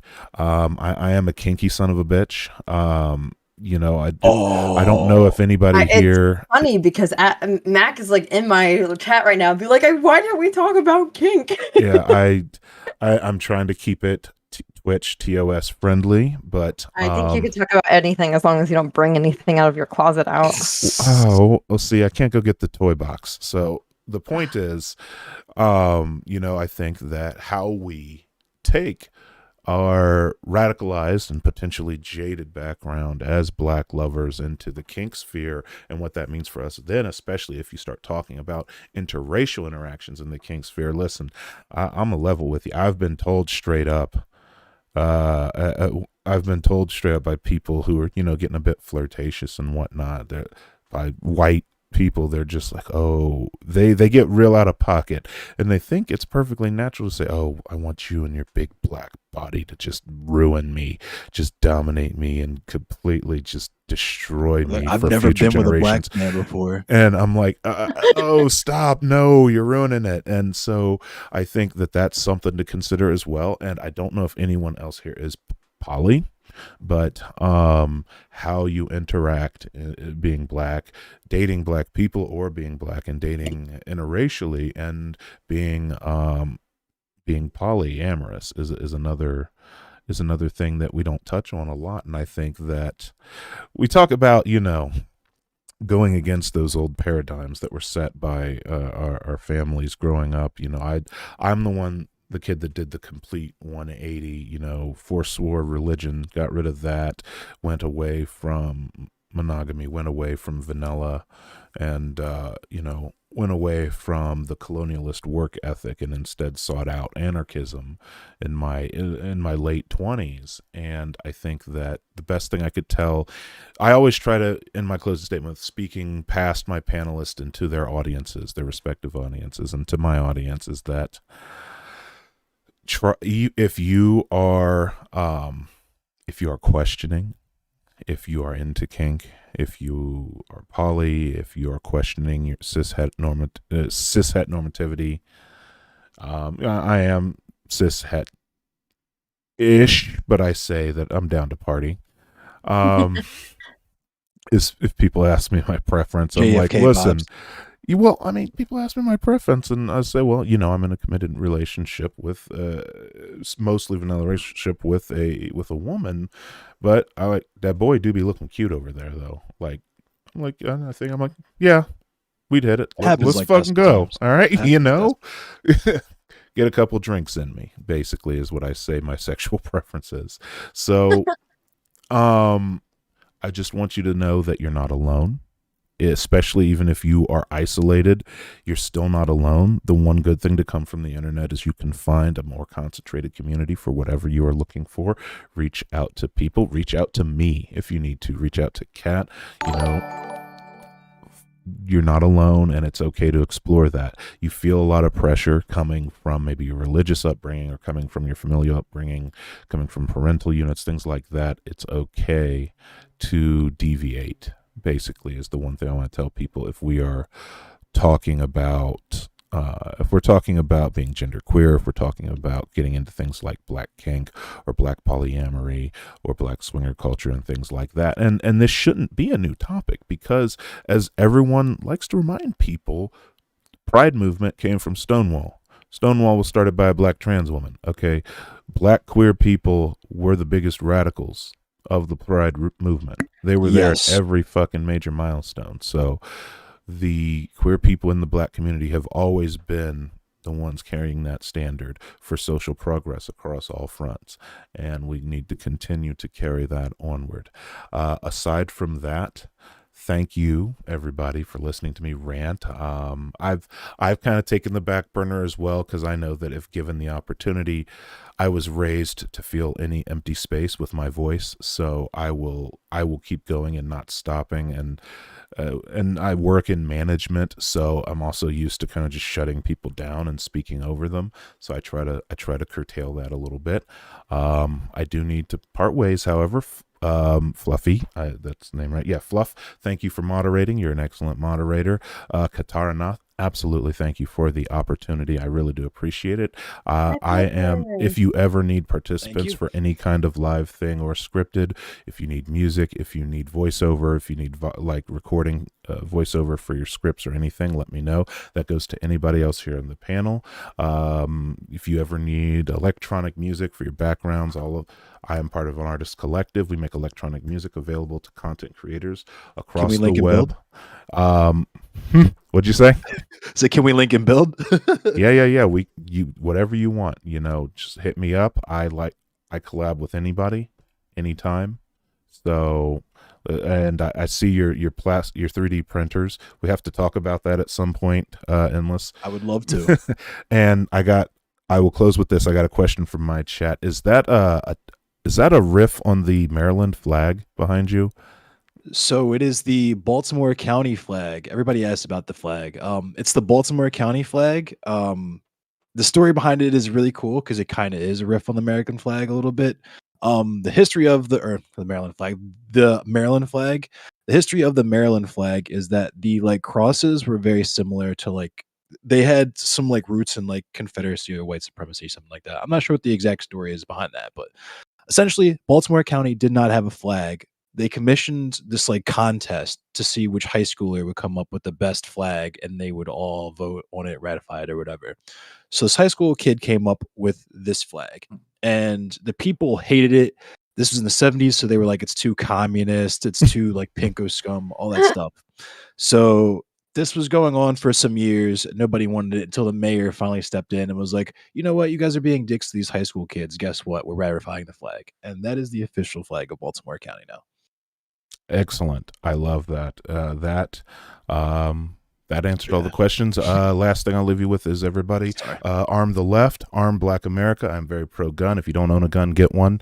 And I am. Let's talk about 3D printers later. We will talk about 3D printers. You find me on Twitter, Twitch, YouTube, or Facebook. All right. Bye, everybody. I fucks with this guy. Hard. Oh, rock on. Yeah. Wait till you find. And I'm a metalhead too. Endless Cemetery. Well, wait till you find this content. Yeah, because I do want to have a conversation with you about Black kink, because later and some other time, because I think that's so important, because sexual liberation is the gender revolution that we're really looking for, and that's a conversation I think you have a lot of info about. So I can come too. Yes, no, Kat has to be there as well. Sometimes I do a thing. Yeah, let's do that. Let's plan for that. All right, future sexy chat. Maybe I'll host a panel on it. All right, I'm out. Oh yeah. Ooh. Thank you. Okay, everybody, don't leave. Everybody in chat. I'm gonna talk to chat for a little bit. I just need to fix my camera situation here, so bear with me for a second.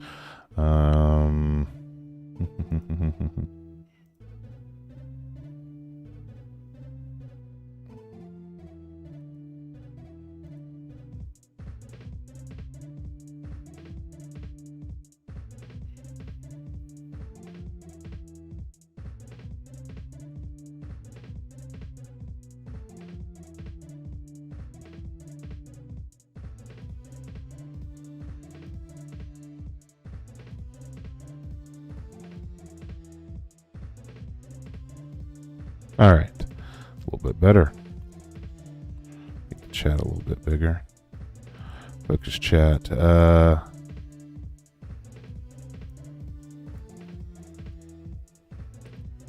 right, everybody. Hey, listen, all of you who are viewing, thank you for joining me for that panel.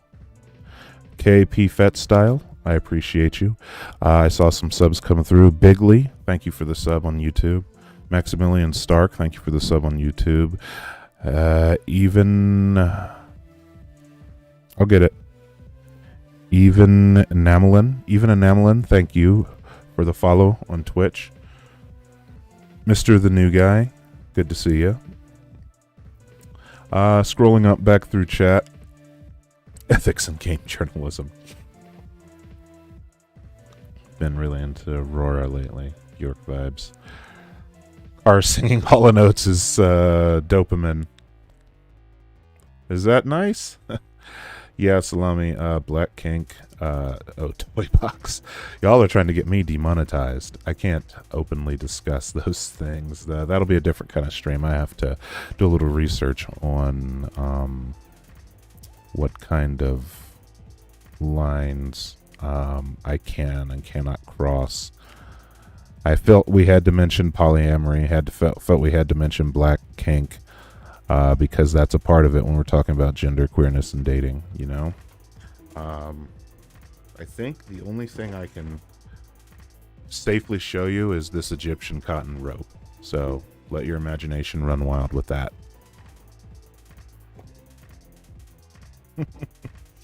Because I'm but a sailor, folks. I love knots. I love ropes and knots, and that's all there is to it. There's nothing at all untoward about that. I just love tying knots. Nothing at all wrong with tying knots.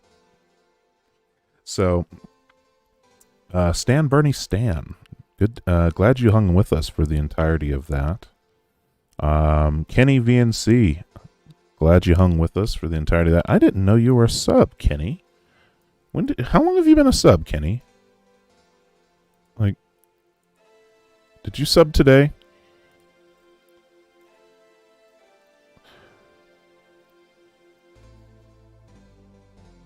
Thank you for the follows again, coming from Endless Chat. And when did you come to the? When did you come to? Because I normally don't have too many subscribers, but on Twitch, Twitch just doesn't. Seen me several times on non-compete. Never had a link to me before. Hey, well, I do appreciate the audience I share with non-compete. I really do. It's good. Wish you would talk to me, but it's good. I'm glad that you subbed. I really do appreciate it.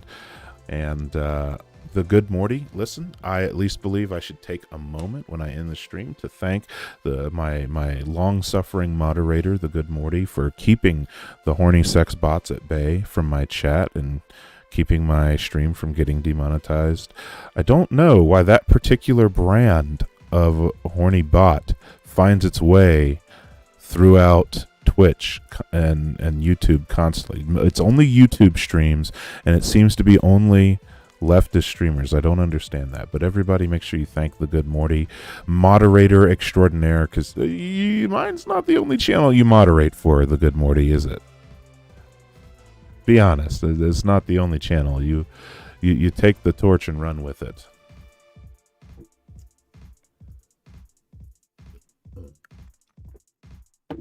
Maybe it's the voice, I like to say that's usually my only talent. But if I didn't say enough to everybody watching, I am going to wrap it up here shortly. I am Car. I make agitprop and black anarchist political commentary. You might hear some music lightly playing in the background. I'll turn it up a little bit. I make electronic music. Every one of my scripted videos has new original electronic music made by me. If you tune in to live streams, which I do semi-regularly, sometimes I work on music on the streams, and I think usually a whole 2 people usually tune into those. Sometimes I play games. Berkalak, if he ever shows up on stream again, could tell you all about the times of watching me fail upward with Elder Scrolls Online. But yeah, I make scripted videos. I worked really hard recently on a 30-minute long video, which long viewers of my scripted videos will know that I tend to do bite-sized content. We're talking like 10 to 15-minute videos tops usually. And I recently released a 30-minute video on sporting events. It seems to be doing fairly well. I think it can do better, so I do encourage all of you to give it a watch if you can, especially in a year and a month like this. We have 2 major sporting events. G-Main, I don't recommend you watch that one. But we have 2 major sporting events happening in the world right now. You got the Winter Olympics in Beijing going on at this moment, and in a couple weeks you got the Super Bowl. right?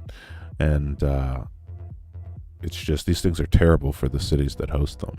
So, and the Olympics is basically thinly veiled nationalism, but friendly. I'm not sure why my stream quality keeps dropping on YouTube. They're trying to take me out.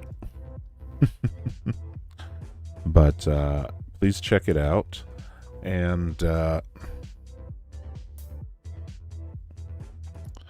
I assume, G-Main, did you come from Noah? Did you come over from Noah's video? The wonderful Noah Sampson did reference me in a recent video, and I'm happy with the context and the clip with which I was referenced. My only gripe is I wish he would have utilized my whole video from the big video I'd made about falling down the alt-right pipeline. I think I made points even better in that video about some of these subjects. We talk about, throwing shade to debate bros. Oh, look at that. Look at that. We're demonetized. We got there.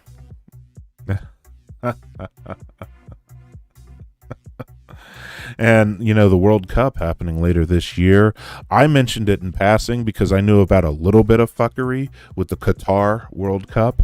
I didn't know that apparently everything about that was crooked as all hell. Like, Qatar, the Brits pronounce it Qatar. However you pronounce it. I didn't know that they were going as far as using like basically slave labor to construct their new stadiums. It's nasty business. And my biggest issue with these sporting events is that it allows a place to say, yes, look how great we are. Look how awesome everything is. Look how fine everything is. Everything's not fine. Everything's not okay. And I don't want them to hold these events and pretend that everything's okay. All right, everybody. We've been live for... How the fuck long have we been live? Jesus! 3.5 hours. Christ on sale. All right, everyone. This is Carr. You all have a great night. Stay classless.